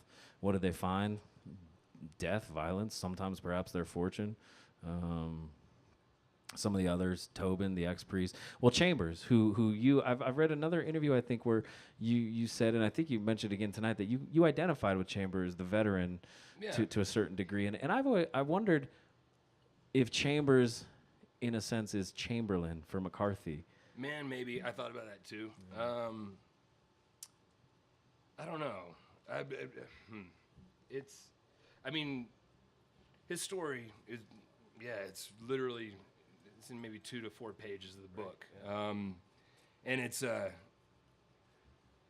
it's something everybody can relate to, which is, life takes you kind of where love is leading you, It's about something very personal, and it gets him into this completely surreal place. I don't want to go to a Mexican prison, I don't want to end up in jail in Mexico, but he did because he was chasing a girl. I can relate to that. Never been in jail in Mexico, but it's gotten me into some trouble. So that there's a certain innocence to his story. And then yeah, it doesn't really ruin anything. I mean, so then he hooks up with the Glanton gang just to get out of jail, and he's with him for a couple days. They give him a gun, one of these big Whitneyville Colts, new gun, huge gun. It shoots a rifle, big round, and they give him a horse, and then he takes off because he's going to look for this girl, and then Glanton's native scouts, the Delawares, track him down, and they're gone for 2 days, and then there's not much said in the book about it. They come back, and the Delawares have his horse and his gun, and he ain't there, and you know exactly what happened, and so yeah, not in a Mexican jail, not having Native Americans track me down and kill me, but I related to it. Well, and it strikes me listening to you describe it and thinking about it. You know, it reminds me of that Marty Robbins song, El Paso. You know. Yeah, no, I know exactly what you mean. God, what was the question again? What was the original question? Yeah, so if you wanted to say a little bit more about... That was your question. Just say something. Yeah, whatever. No, but about... like, so we know you filled in some details for the veteran. Yeah. And actually so, Chambers was one of them. Yeah. And so just man, how much did we... It was a horrible... As a historian, it was a horrible way to do history. It was Google searching. And it was... That's how we do it now. And so... The Oracle. Man, I hate to admit, but yeah, you got a few dates, and in the song, it could be completely wrong. But there was some Americans in Mexico before the Mexican-American War. And then I tried to find something that was time appropriate. And I came across something about the Missouri Volunteers that were actually a part of, I wish I could remember, an officer's regiment that actually went and fought. And so I was like, all right, maybe he was there before at Mir. The battle. When did that happen? I believe I've got that it was at 1842, but it was early. It was before the actual before the Mexican-American War. Yeah. And then I had him going back to America, and then joining up with the Missouri Volunteers. And when the war actually started, coming down and invading Mexico and winning the war, basically. And then they send him home, and yeah, going back and trying to figure out what unit would he have been in, who would he have been serving under, how did the years work out? 1842 to 1840. When did the war start? Well, it's kind of messy because, you know, all the stuff in Texas happened in the 30s, late 30s, and then by 45, the United States was claiming Texas, but the boundary was disputed down at the Nueces River and the Rio Grande. You know, where does the American border start, or the Texas border? Where does the Mexican border end? And that's where the first blood was spilled in the Mexican-American War. So I think technically the start date is 46, somewhere in there. I got it right then. All right, good. And so yeah. Google search works. Apparently. Yeah. So yeah, that's the one I did the most outside research for. There's more in his song that's not in the book than any of the other songs. Yeah. It's a nice way of filling in those details because it's a good, like the start of the story that you know of him going back for the girl and things, but you don't know. I think it mentions that he was from Kentucky, possibly, and then you just kind of build off of that, and you try to figure out why he would have been there, why he would have left and been coming back for her. And so, you just try to make it logical and make the song work. Well, good job. It's fascinating to hear from a lyricist because you always wonder, at least I do, what the process is. And I'm sure it's different for all lyricists. And I don't want to ask too intimate of a question, but, you know, writing, preparing for this album, how long did it take? Was it a period of days, weeks, months? You know, were you holed up on your own, or? It was kind of accidental. And actually that Chamber song is the first one I started, and that was the first song I wrote on this record. And it wasn't even for this record. I just kind of wrote it and then had the idea to actually go further with it and write songs about other characters. It was his story that really started the process and made me want to write a song. Because I've written plenty of songs about me, and it was an experiment, and kind of it was an experiment to write something not about me. So that's how it started, and then then that took months actually. But then writing the other songs maybe took a month. Everything else kind of came real quick. But it was the emotional attachment to that song that really was the spark of the whole thing. I think that's so interesting for us because many people are aware of this album and your solo work because of its use in the television show The Walking Dead. Yeah, they used the last pale light in the West. And I'm sure that did wonderful things for you. I mean, imagine. It was good. No, I got a little bit of attention. But what was really cool, I talked to this guy, Scott Gimple, I think, who's the showrunner for Walking Dead, which I didn't know what a showrunner was before I talked to him. But he wanted to use the song, and he was really nice. He was like, man, I've written a lot of episodes listening to this record, which was, that just huge, blew my mind. And then you look at that scene in The Walking Dead, and he wrote it around that song, and he used it very well. He actually asked me if I would try to write an original song for it, and I wrote a song called This Old Death, which he's like, man, it's great, this is awesome, this is great, we're not going to use it. We're going to use the last pale light in the West. But he had written the scene around it, so he had to use it, and it's a win-win for me. So yeah, you go from Blood Meridian to the last pale light in the West to The Walking Dead, which, I mean, shares some apocalyptic, themes with the book for sure. Right. So, no, it's really cool. Yeah. And then we all get to be here talking about it at a brewery, which is unlikely and wonderful. Man, and it's starting to work. So I could babble. Like, you don't even have to ask me no more questions. I can just talk. I can pick up that piece of paper and just go if I wanted to. If you're ready, I'm pretty much out of questions. Not yet. Okay. Should we the signal. ask questions? I mean, is there Let's, one? I think what the fuck y'all got? Yeah. I think it's time for Here, that. This one's supposed to go around, I think. This mic. No, I thought is it that? Oh, I think it's this one, right, Adam? Which one is it, Joe? It's that one? Are we on on now? yet? So if you got questions, just maybe if you wouldn't mind walking up. I know that's can be a bit intimidating, but You should have to stand in this blinding light. Yes, too, please actually. stand in there. I think that's fair. Someone had a hand up. Thank you, brave soul. Okay, I've had a question about this since the first time I heard the record and read the book. And you said a little bit about Toadvine when you sang that song, but maybe second only to the judge, he's such a hard character and just such sort of an awful, violent person. Yeah. But your song is almost a ballad, and it's so sweet, and I just wondered, like, how you related to that character, and then where you sort of got that sweetness out of Toadvine. Yeah. All right. Go on. Yeah, actually, there's a whole lot in that song that's not necessarily about the book or Toadvine.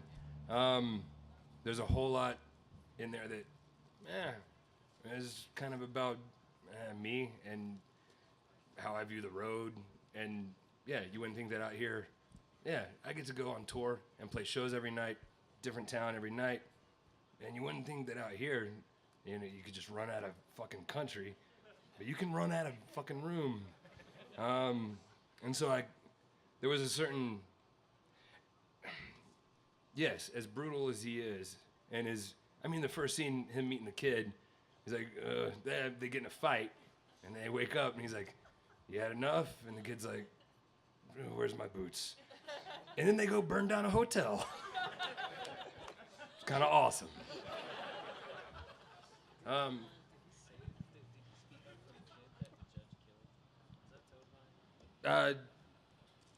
Wait, did he speak up? Sorry. I remember, there's a side to Toadvine where he's the one who would challenge the judge on occasion. Him and Davy right? Brown both Yeah. would challenge the judge. And just even in little things, like one of the, like that whole, you wouldn't think a guy could run a country. That's actually extremely funny to me. I also think There Will Be Blood is a hilarious movie. So maybe it's my own problem. But, yeah, the Toadvine stands up to the judge a number of times in very subtle ways. Like there's God, I wish I was as good at you. There's a page in there that I want to find. I'm going to summarize, though. Toadvine's sitting out. They've been in a little town, and the judge walks out and is like, oh, looks like it's going to clear up. And Toadvine looks up, and it's a perfectly blue sky, and he's like, I think it cleared. And the judge kind of just like, no, judge, I'm going to give you a little shit. Yeah. And that's a very minor standing up to the judge. But, man, Davy Brown does it too. But to answer your question, yeah, there's a certain, as violent as he is, and actually they end together, Davy Brown and Toadvine. That's right. The kid kind of loses track of him, and then ends up finding him. But they both, Davy Brown's meaner, I think, than Toadvine. Davy Brown just doesn't care. But he's not putting up with the judge's philosophy bullshit either. And has a very real world view. The judge's view is real world and very logical and very reasonable. But you can get so reasonable and so logical that it becomes philosophy. Maybe the philosophy of math, which is ridiculous. I didn't know that existed. And so maybe that's the judge. The judge is talking about the philosophy of math and the philosophy of the universe. And Davy Brown's like, you are full of shit. There is no philosophy of math. It's ridiculous. It's all a shithole and we're all in it and fuck that. And Davy Brown's a very just matter-of-fact kind of guy. Davy Brown and Toadvine, right, where we started, Yeah. because there's this passage in. So I related to that. I'm just gonna quickly get to it. The judge is holding forth as he often does in the book, and he's talking directly to Toadvine and others, and he says, "Only nature can enslave man, and only when the existence of each last entity is routed out and made to stand naked before him will he properly be Surzin of the earth." And Toadvine says, "What's a Surzin?" And the judge says, "It's a keeper or an overlord." And Toadvine said, "Well, why not just say keeper or overlord then?" Yeah, exactly. Exactly. Man, he's hilarious. There's Who's some got other a good question? ones, but I'd have to go through the book. Who's got a question? Step right up. Thank you for keeping us on task, Adam. Yeah. No, as a foreigner who's visiting, thanks to Matt for inviting me. It's my friend Kai. Who's never read the book and heard the songs for the first time tonight. What strikes me are the parallels to things like Joseph Conrad's Heart of Darkness. Obviously Apocalypse Now, things like that. I mean, from what has been spoken about the judge, like Kurtz, straight up, like, and that passage that you just read, that sounded like straight up Kurtz. And I was just wondering if you saw those parallels, or do you relate to this work as purely a work of the American West? Boy, I haven't, and in everything I've read about this, I haven't seen anyone compare it directly to Heart of Darkness, which is interesting No, because there's Nietzsche. yes, You get that. you do. Which I'm not that familiar with him. So No, I'm not either. But so Adam you take and that one if you want. no, Sean takes that one. Where's Adam? No? Okay. That's all philosophy of math. No, Adam is a philosopher of religion, among other things, so he can help us a little bit. Come on up, here. man. No, I can't. That's why I'm out here. That's why you're out there. All right, fair enough. But the parallels are there, Kai. Sorry. It was too easy. It was like T-ball. The ball was there. I had to knock it down. Sorry. I don't actually mean that. It's all He meant part of the pass. stage show. Sorry. He meant pass, right? Pass. That's what I meant to say. Sorry. God, I'm a dick. Adam, can you ask us another question, please? No, there's one up Oh, we here. have a There's question. one there. We have a question. So we're leaving that whole philosophy thing. We're letting that go. That one terrifies me as much as Kurt's in the cave. I mean, remember this movie Apocalypse Now, and yeah. and Marlon Brando plays this just sadistic psychopath. I mean, Who is actually kind of judge-like? exactly. Wait, what? Yeah, where did that artwork come from on the lyrics list, Sean? I haven't seen them. I drew them. Did you draw that? That's kind of how I saw them. That's the judge. Yeah, that's. Yeah, no, you're exactly right. Yeah, or the evil Nazi guy in Raiders of the Lost Ark with Yes, that face melts off. That's kind of like a bigger version of him. Is kind of how I saw it. We're kind of. I have an easy one When you for take you. the mystique away, it's really kind of not as.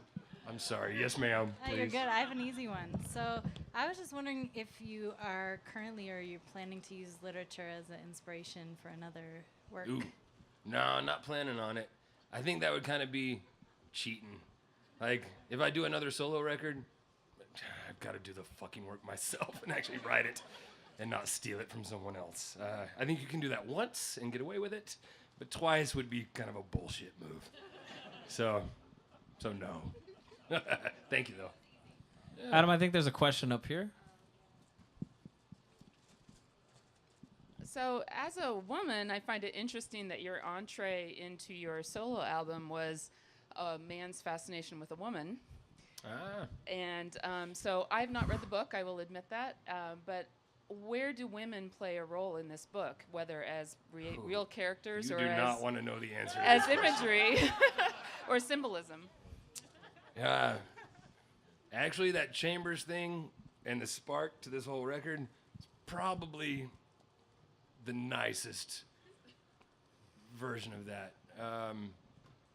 It's actually, as a historian, it was, like you said, it was male-dominated violence, and yes, there was a lot of violence against women and children as well. So yeah, no, it wasn't pretty, which is one of the horrific parts of the book. And maybe that's why Chambers' story stood out so much, is because there was a certain, she's just referred to in the book. She's not even in the book. She's just his reason for being there. But it was such an innocent thing that there's not a whole lot of that in there. Unfortunately, women are either victims of violence or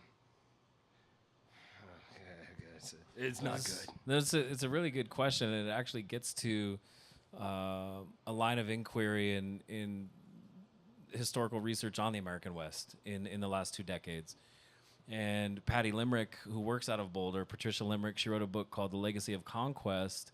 And in that book, she calls for a more careful study of women and their roles in the American West, and asks that we not constantly cast them as passive victims and rather look at them as agents of their own fortune. And it's caused us and many scholars in the field to go back and look at some of our concepts related to prostitution, and instead of looking at it as a passive objectification serving men, look at it as a business opportunity for savvy women who were able to market, as it were, what they could. I'm not sure if I completely buy that all the time, but this is one of the points that critics have made about McCarthy's work, that it's absent a female presence, and part of that, I think, is a function of violence in the West, which did tend to be quite male centric. Yeah, I'm not touching that with a 10-foot pole. But you did real good. You handled it well. You did good. Hats off to you, sir. That was a tough question, which it's not easy to talk about, and the role of natives. It's not. It doesn't leave a good feeling in your gut. It's not easy to talk about. That's a good point. You got the Delawares. It's complicated, right? Well, and Glenn hates all Native Americans, but he's employing the Delawares. And he loves them. I mean, he relies on them. Those are relies his on behind him the to save judge. his life numerous times. And so there's, yeah, it's tricky. It's not black and white. Even with Glenn, who is kind of black and white. I hate Native Americans. I want to kill them and scalp them, and if I can get paid for it, even better. Rough guy, but he's got these two guys that he entrusts really the lives of his entire group with, and yeah, how does the math work on that? How does the math work out on that? I don't know. We don't know. Hey, I've always wondered if you ever saw a personal relation between yourself and the kid as like somebody who ventured out of Tennessee and maybe a juxtaposition of like the turbulent nature of the road versus the violence of his travel. And of course. Yeah, for sure. And I think it was written. The book was written in a way to where, most readers are supposed to relate with the kid. Like, he's violent because he's grown up that way, and he had to be. But you don't necessarily think it wasn't necessarily part of him. I don't know, innately, but raised the way he was, and on his own the way he was, and then put into this environment that he was. He adapts to it.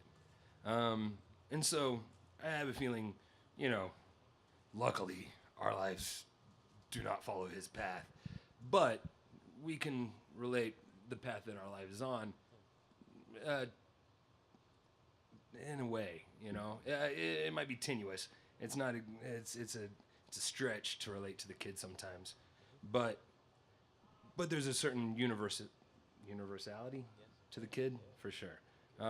Which I bought into wholeheartedly. Oh yeah, for sure. And Toadvine as well, and even Davy Brown, who's just an asshole. But when he goes up against the judge from time to time, there's a scene where the judge has a little Mexican kid on his lap, and I'm not sure if it's Toadvine or Davy Brown that walks by. I think it's Toadvine. Yep. And he walks by, and then when he walks back by, a few minutes later, the kid's dead. And he actually pulls a gun on the judge, which is, for a guy that just set a hotel on fire and kills random people and goes out scalping. But that was bullshit to him. And so there's something, you like to think that you're the kind of guy that would, even as horrible as you are and the mistakes that you've made and the things that you've done with your life, you like to think that when it comes down to brass tacks and there's actual pure evil, you might actually stand up to it.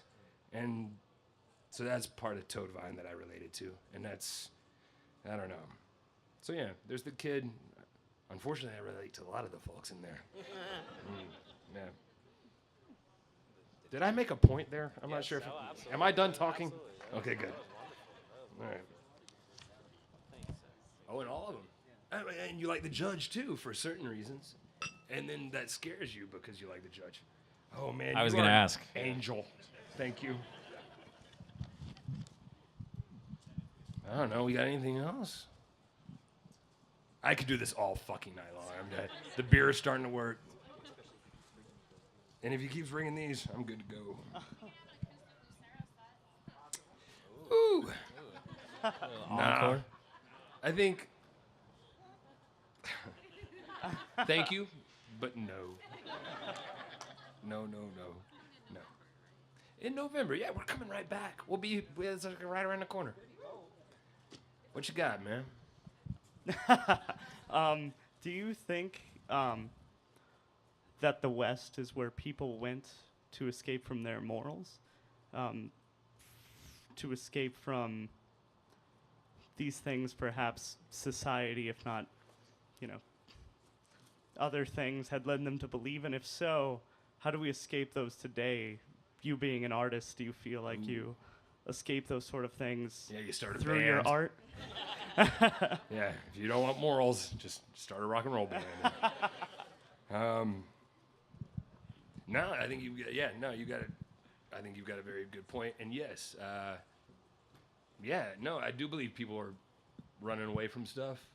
And yeah, you end up at that time, you go west. If you've done something bad back home, like, I'm going to Texas. And oh man, we're not going to talk about Texas right now. But yeah, and it's a double-sided coin. I mean, yes, you're escaping morals in a way, but you're also possibly wanting to start fresh and do something different with your life. This is going off topic now. Oh God, I need a therapist. While you're doing your I'm therapy, going to hand this off to you. Well, can I make a plug for a future DeFi event? Actually, we have Let's go. A philosopher of film from the University of Chicago named Robert Pippin, who's coming to do an event at History Colorado. We're going to screen an old film noir called Out of the Past. And Pippin has written about film noir, but he's also written about Westerns. And one of the things that he says about Westerns as a genre, a Hollywood genre, is that the West seems to represent this kind of anarchic world of chaos and lawlessness. And most of the classic Westerns from the late 30s, early 40s tend to be kind of founding narratives where the rule of law is kind of established and order is kind of brought to bear. Oh, Matt, you have something climbing on your face. Sorry, man. This is like, oh, wow, look at that. We didn't even know we had those. Welcome to the West. Yes, exactly. That's a character from Blood Meridian right there. Wow, look at that. I would have killed that thing immediately. I would have screamed like a baby girl and just killed it. It was on my face. It's harmless. Oh, man. Anyways, I was just trying to buy you time, Ben. I'm sorry. And shamelessly plugging a future event. So good. It's on the back of that postcard. When is the next event? Yeah, that's taking place on October 22nd. It's free, by the way, and totally open to the public at History Colorado. 5:30, I think it starts. The next event, we have a performance of Shakespeare taking place on Auraria campus on October 1st. It's actually Romeo and Juliet, followed by a discussion with the cast.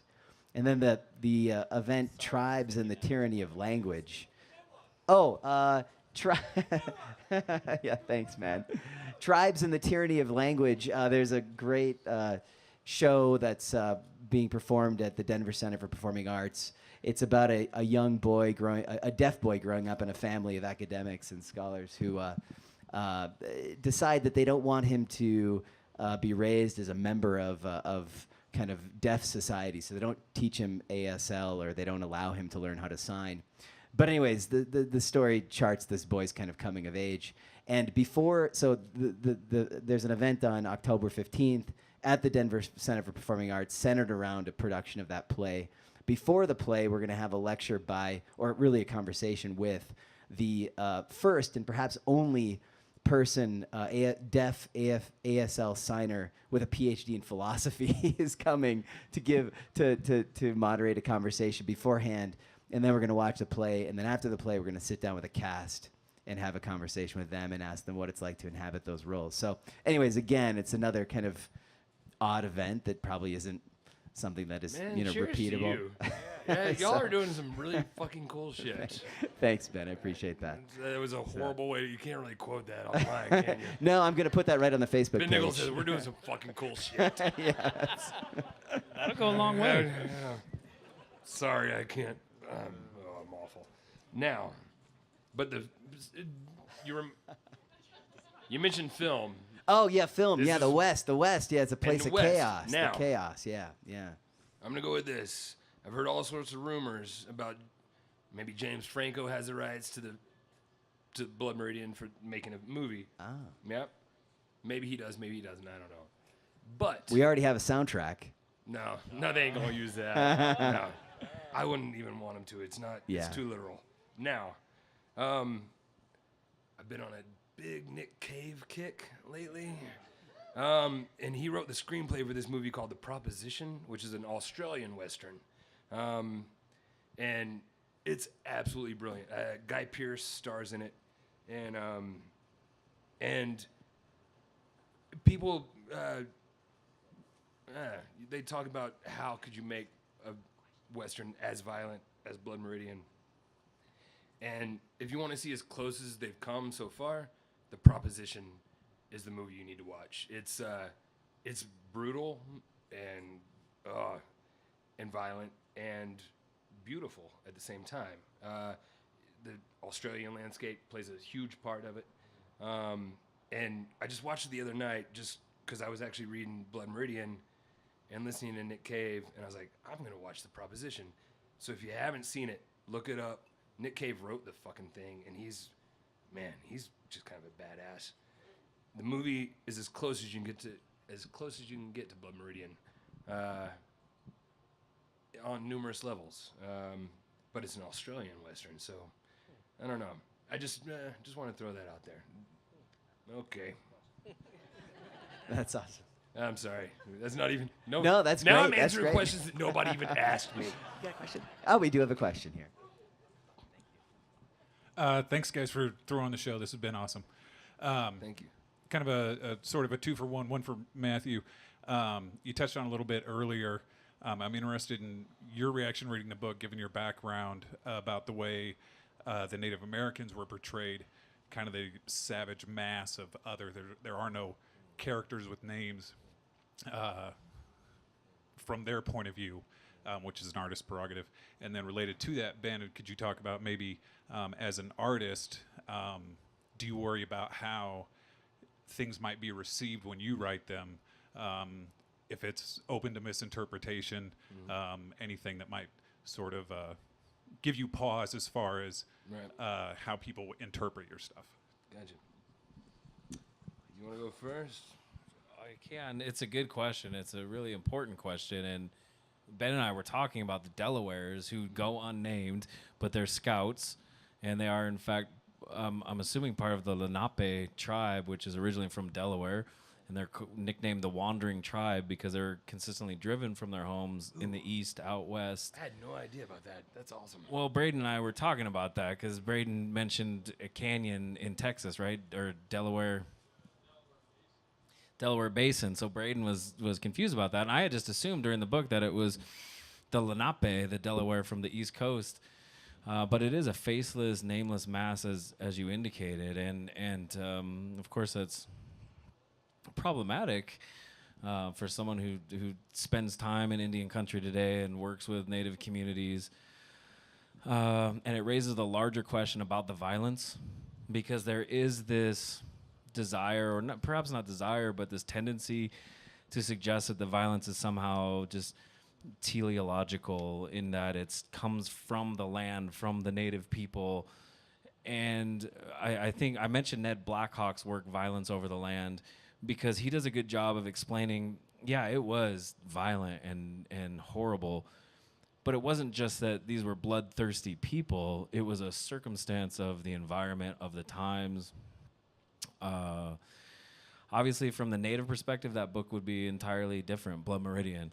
And the histories we write as Euro-Americans. I mean, myself, I'm a Westerner. I'm a descendant of, Euro-Americans who came out to the West. My great-great-grandparents lived in Southern California, and so my perspective is a unique one, and it's not the Native one. And I could never pretend to speak for Native people because they have their own voices and they tell their own stories. And if they choose to release those stories to the broader public, then we're richer for it, because it is actually part of our past. It's part of the American past. We occupy the space that they formerly shaped, and we tend to think of them as, there's a great phrase from this ethnobotanist, ecological eunuchs. A light footprint. They were all environmentalists, and it's just not true. They were caretaking and shaping the environment and damming rivers and deliberately burning forests for hundreds and hundreds and thousands of years before Euro-Americans got here. So it's important to find those voices and listen to them when we can. Thank you. And the judge was with them before there was war as well. That's right. There was war between tribes. The judge was already there before this book took place. So they're humans. It's humans. But there are, all right, tried to circle them, like the Yumas at the end of the book. That's their introduction, and they do have names. Not that it matters necessarily, but it's in passing. There are a few names. You're right. I'm not saying this is like a thing, but Caballo and Peyo. but it's more the description of them and the clothing that they're wearing. It's the guy with the green goggles. Yes. Yeah, And that's everyone right, makes Ben. fun of them. Good basically. point. Yeah. Everybody's like, these clowns, except the judge. And the judge, the judge is like, I don't know. Oh, fuck. I don't know. What does it say? Only the judge seemed to weigh them up at all. And he was sober in the doing. Judging as perhaps he did that things are seldom what they seem. And it's just, the judge is the only one that took him seriously. And then they come back and kill every fucking one of them except the judge and the kid and a couple others. So no, with women and natives, no, it's not. It's rough. Yeah, I'd say Cormac brings up a good point when he tells that parable about that family that's raised with like a deadbeat dad, like bad. Yes, The father. the fatherless people, and the Anasazi. The point of his story is that the Native Americans of today, they're cut off from their past, right? Because the judge goes into this long story about a man who dressed up as an Indian to beg for money, and he ends up encountering, I can't remember the profession of the man who comes through, but this man is generous and kind, and he gives money, and he has dinner with the family, and then he kills the man. And it turns out that the man has children, and the judge says, and that's children who don't have a father. They're fatherless children. They are rootless. They don't know what their existence is. And his point is the Anasazi who are forgotten, because it's at a point in the book where he's cataloging Anasazi petroglyphs and ruins. They don't know themselves. That's why they're savages, according to the judge. Right, Braden? That's one of the reasons. I never put that together, actually. Yeah, it has. Possibly. I gotta go back and read some more. Yeah. Questions? But there was a question for Ben at the end of that, right? That do you worry that your work beyond what you intended for will be taken out of context or applied in ways that you didn't intend? Or is that am I paraphrasing right? In relationship to what? I mean, I can guarantee you that every song I've ever written has been misconstrued, for better or for worse. Like once it's out there, it doesn't belong to you anymore, and it's up to each person that hears the song to decide for themselves what it's about. And whether you meant it or not, in a way, it means that to them. And however that reflects personally upon you, yeah, who knows? That's kind of, there's got to be a separation between the artist and the work, I guess. Do I worry about it? Not too much, I guess. I don't know. It crosses my mind from time to time. And maybe I edit myself a little bit here and there. There's certain... Yeah, no, you definitely do.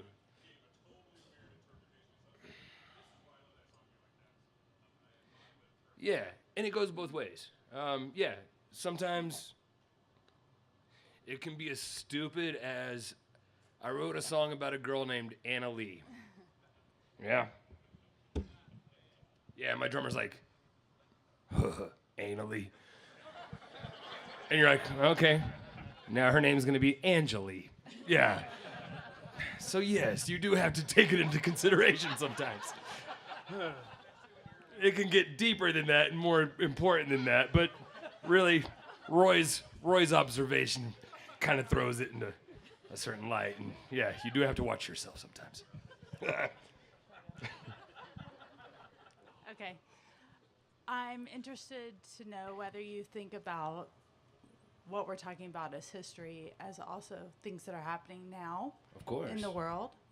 And, Oh yeah, I mean the judge you know, lives forever. Yeah, The judge never dies. The savagery and all these things that we're talking about as part of the American past are still going on in the world right now. And how does that relate to how you tell the story? Or I think that's why. I think that's why he wrote the fucking book. Like it is set where it's set for a reason, but it's just it's a perfect place to tell these stories and to cover these subjects that are what's in the beginning of the book. There's those 3 passages, and one refers to scalping in the ancient world. Yeah. And one is One Heart of Darkness actually. Let's pull it up. But I think it goes. Obviously, the book was meant to discuss all of that, and yeah.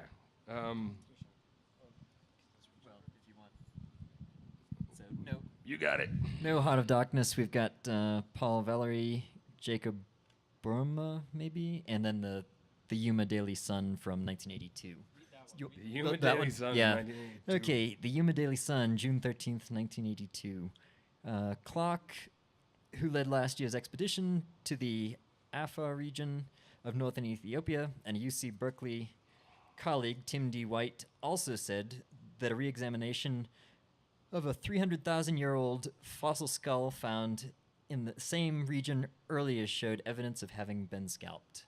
So 300,000 years earlier. So yeah, and yes, the book was written in 1985, and yeah, it still obviously pertains today.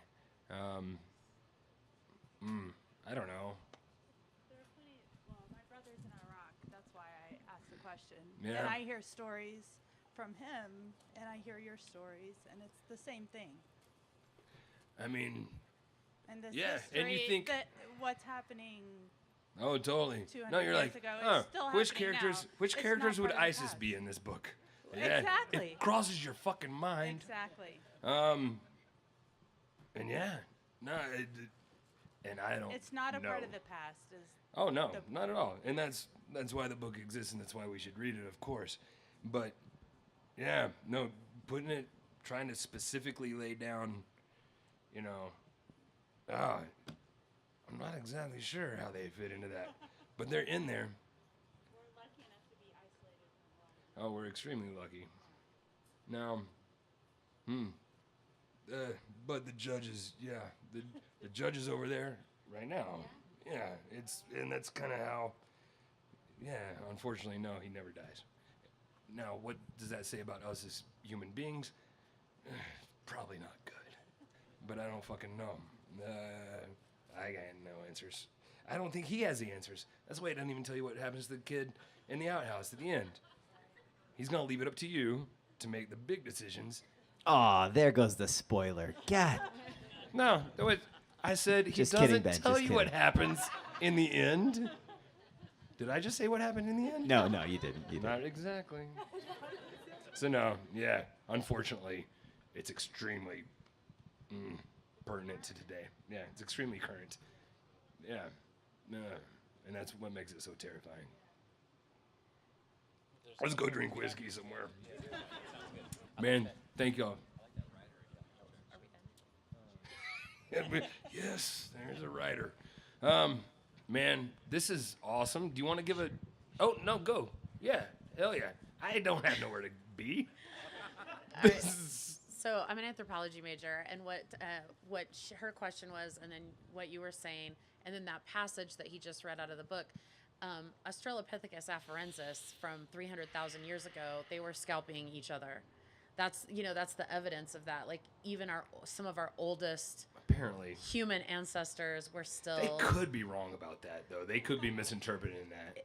It's possible. It's not necessarily possible. It's not really that possible because the marks from scalping are very distinct. Right. As are you can see marks on bones and teeth from other ancestors that were possibly cannibals. Right. And the markings are very distinct, like when you're defleshing, Well, then, you know. So maybe it's not scalping, maybe it's just eating.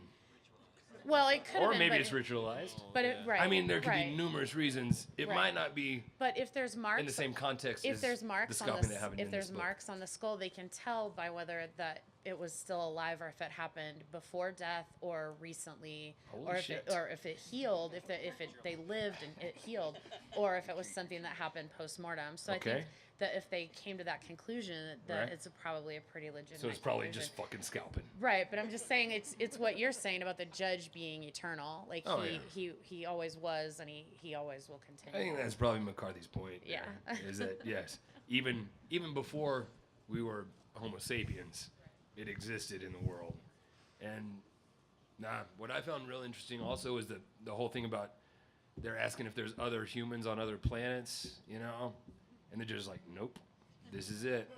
This is the only beings in the universe, and I mean, yeah, you go with the Star Trek philosophy, and you're like, oh yeah, there's bazillions. I'm pretty sure that's a. Is that a number? It's a big one. It's a big one. Bazillions of galaxies and stars and possible planets with life on them, and you're like, so obviously there's other life in this universe, obviously. And the judge is like, no, it's that complicated just for this. It has to be that complicated just so this can exist. And you're like, that's creepy. But yeah, who the fuck knows? This all boils down to who the fuck knows. Yeah. Let's wrap it up with something Sean, other than who the fuck knows. Are we wanting? That's actually not a Yeah, bad conclusion to the night. This is pretty good. I think Cormac would. That's how most of our philosophy students feel at the end of the semester. Yes. So just I get. You know, can we take one more question, or should we really Of wrap course. it up? Let's take one more. What the fuck? I'm sorry if you've got to go home. I'm sorry. I just drink a lot. What the fuck? Hey, so I'm interested in two ideas. Kind of this idea of the Mexicans and the natives, this idea of whites pitting oppressed people against oppressed people. And then sonically, I'd also like to hear throughout this album, there's kind of this open space sound, kind of like Martha Scanlon, this open idea of West. And musically, it's open. Did you hear kind of like Rick's parts when you were writing these songs? Did you hear space for other sounds within these songs? I wish I could say I had. At the time, it was just getting it done and allowing Rick to do whatever he thought was appropriate. He hasn't read the book, but from the lyrics and from the tone of the songs, he understood the direction that we were going, and so his parts were built around that, and his idea of what that should sound like, which luckily for me worked perfectly. And so yeah, that on the record and sonically, that atmosphere is, this is thinking way too much, and we did not do this intentionally. But luckily, the way that works on the record sonically is kind of the way all the descriptions of the landscape work, in the book. It kind of creates a landscape for the narrative. And luckily, I got a guy that can play accordion and keyboards real well, and he can actually, just naturally kind of tune into that and make it sound the way it should. So, what was the first half of that question? The idea of Mexicans and the natives, oppressed people pitted against each other. This is your ballpark. It wraps it up.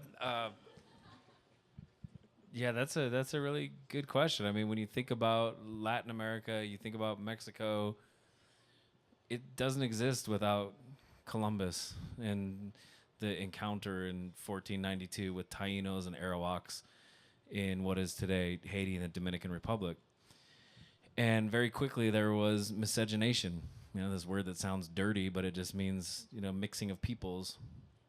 And Anglos English tended to be more uptight about that than Iberians, Spaniards. There was a strategy to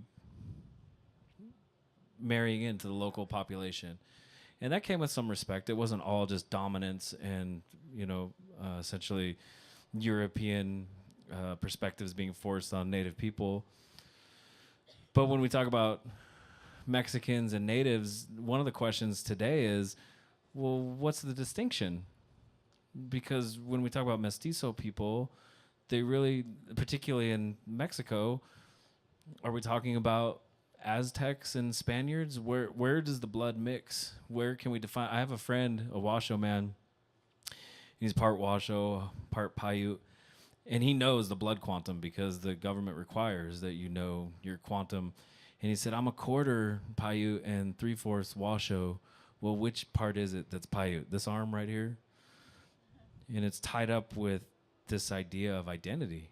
And so to oppress peoples, Mexicans, Indians, and the question of, this dominant Anglo society coming in and imposing their will on them, it's not that straightforward, because you had Spaniards and Mexicans fighting first, right?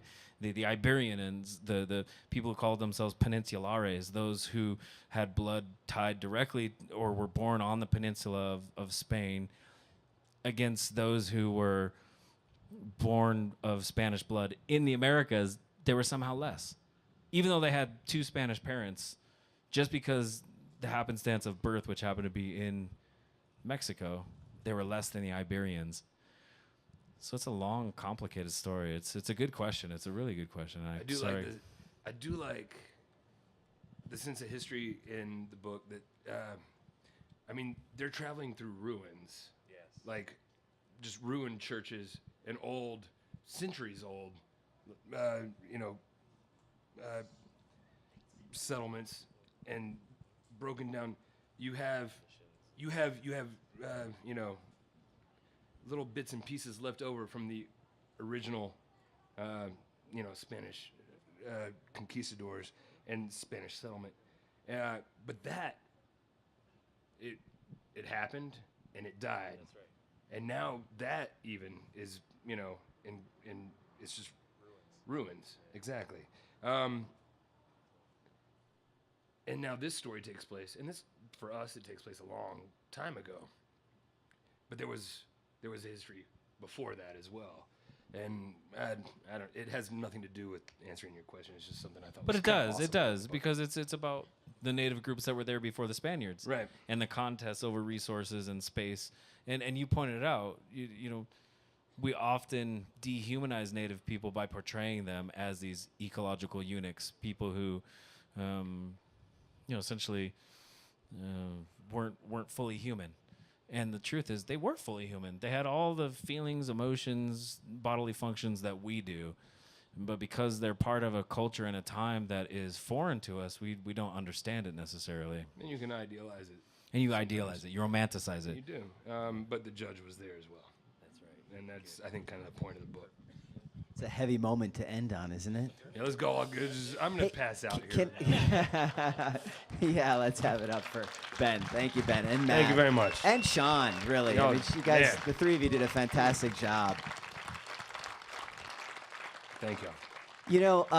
If I could just make what I would call a dual pitch, I feel like I've been pitching DeFi the whole night, but this one actually I think is for both of us. One of our events in spring involves a reading and a conversation with a guy named Paul Muldoon, who's a Pulitzer Prize-winning poet.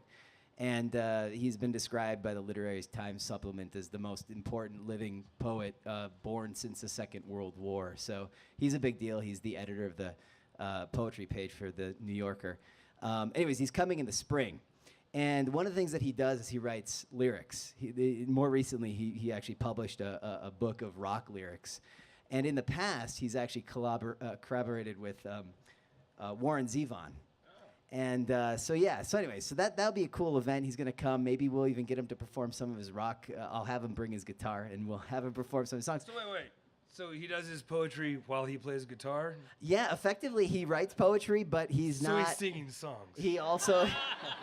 He won't actually sing the songs. That's true. He performs with a band. I think they're called the Wayside Shrines. They're a band out of Princeton, New Jersey. He's a professor at Princeton.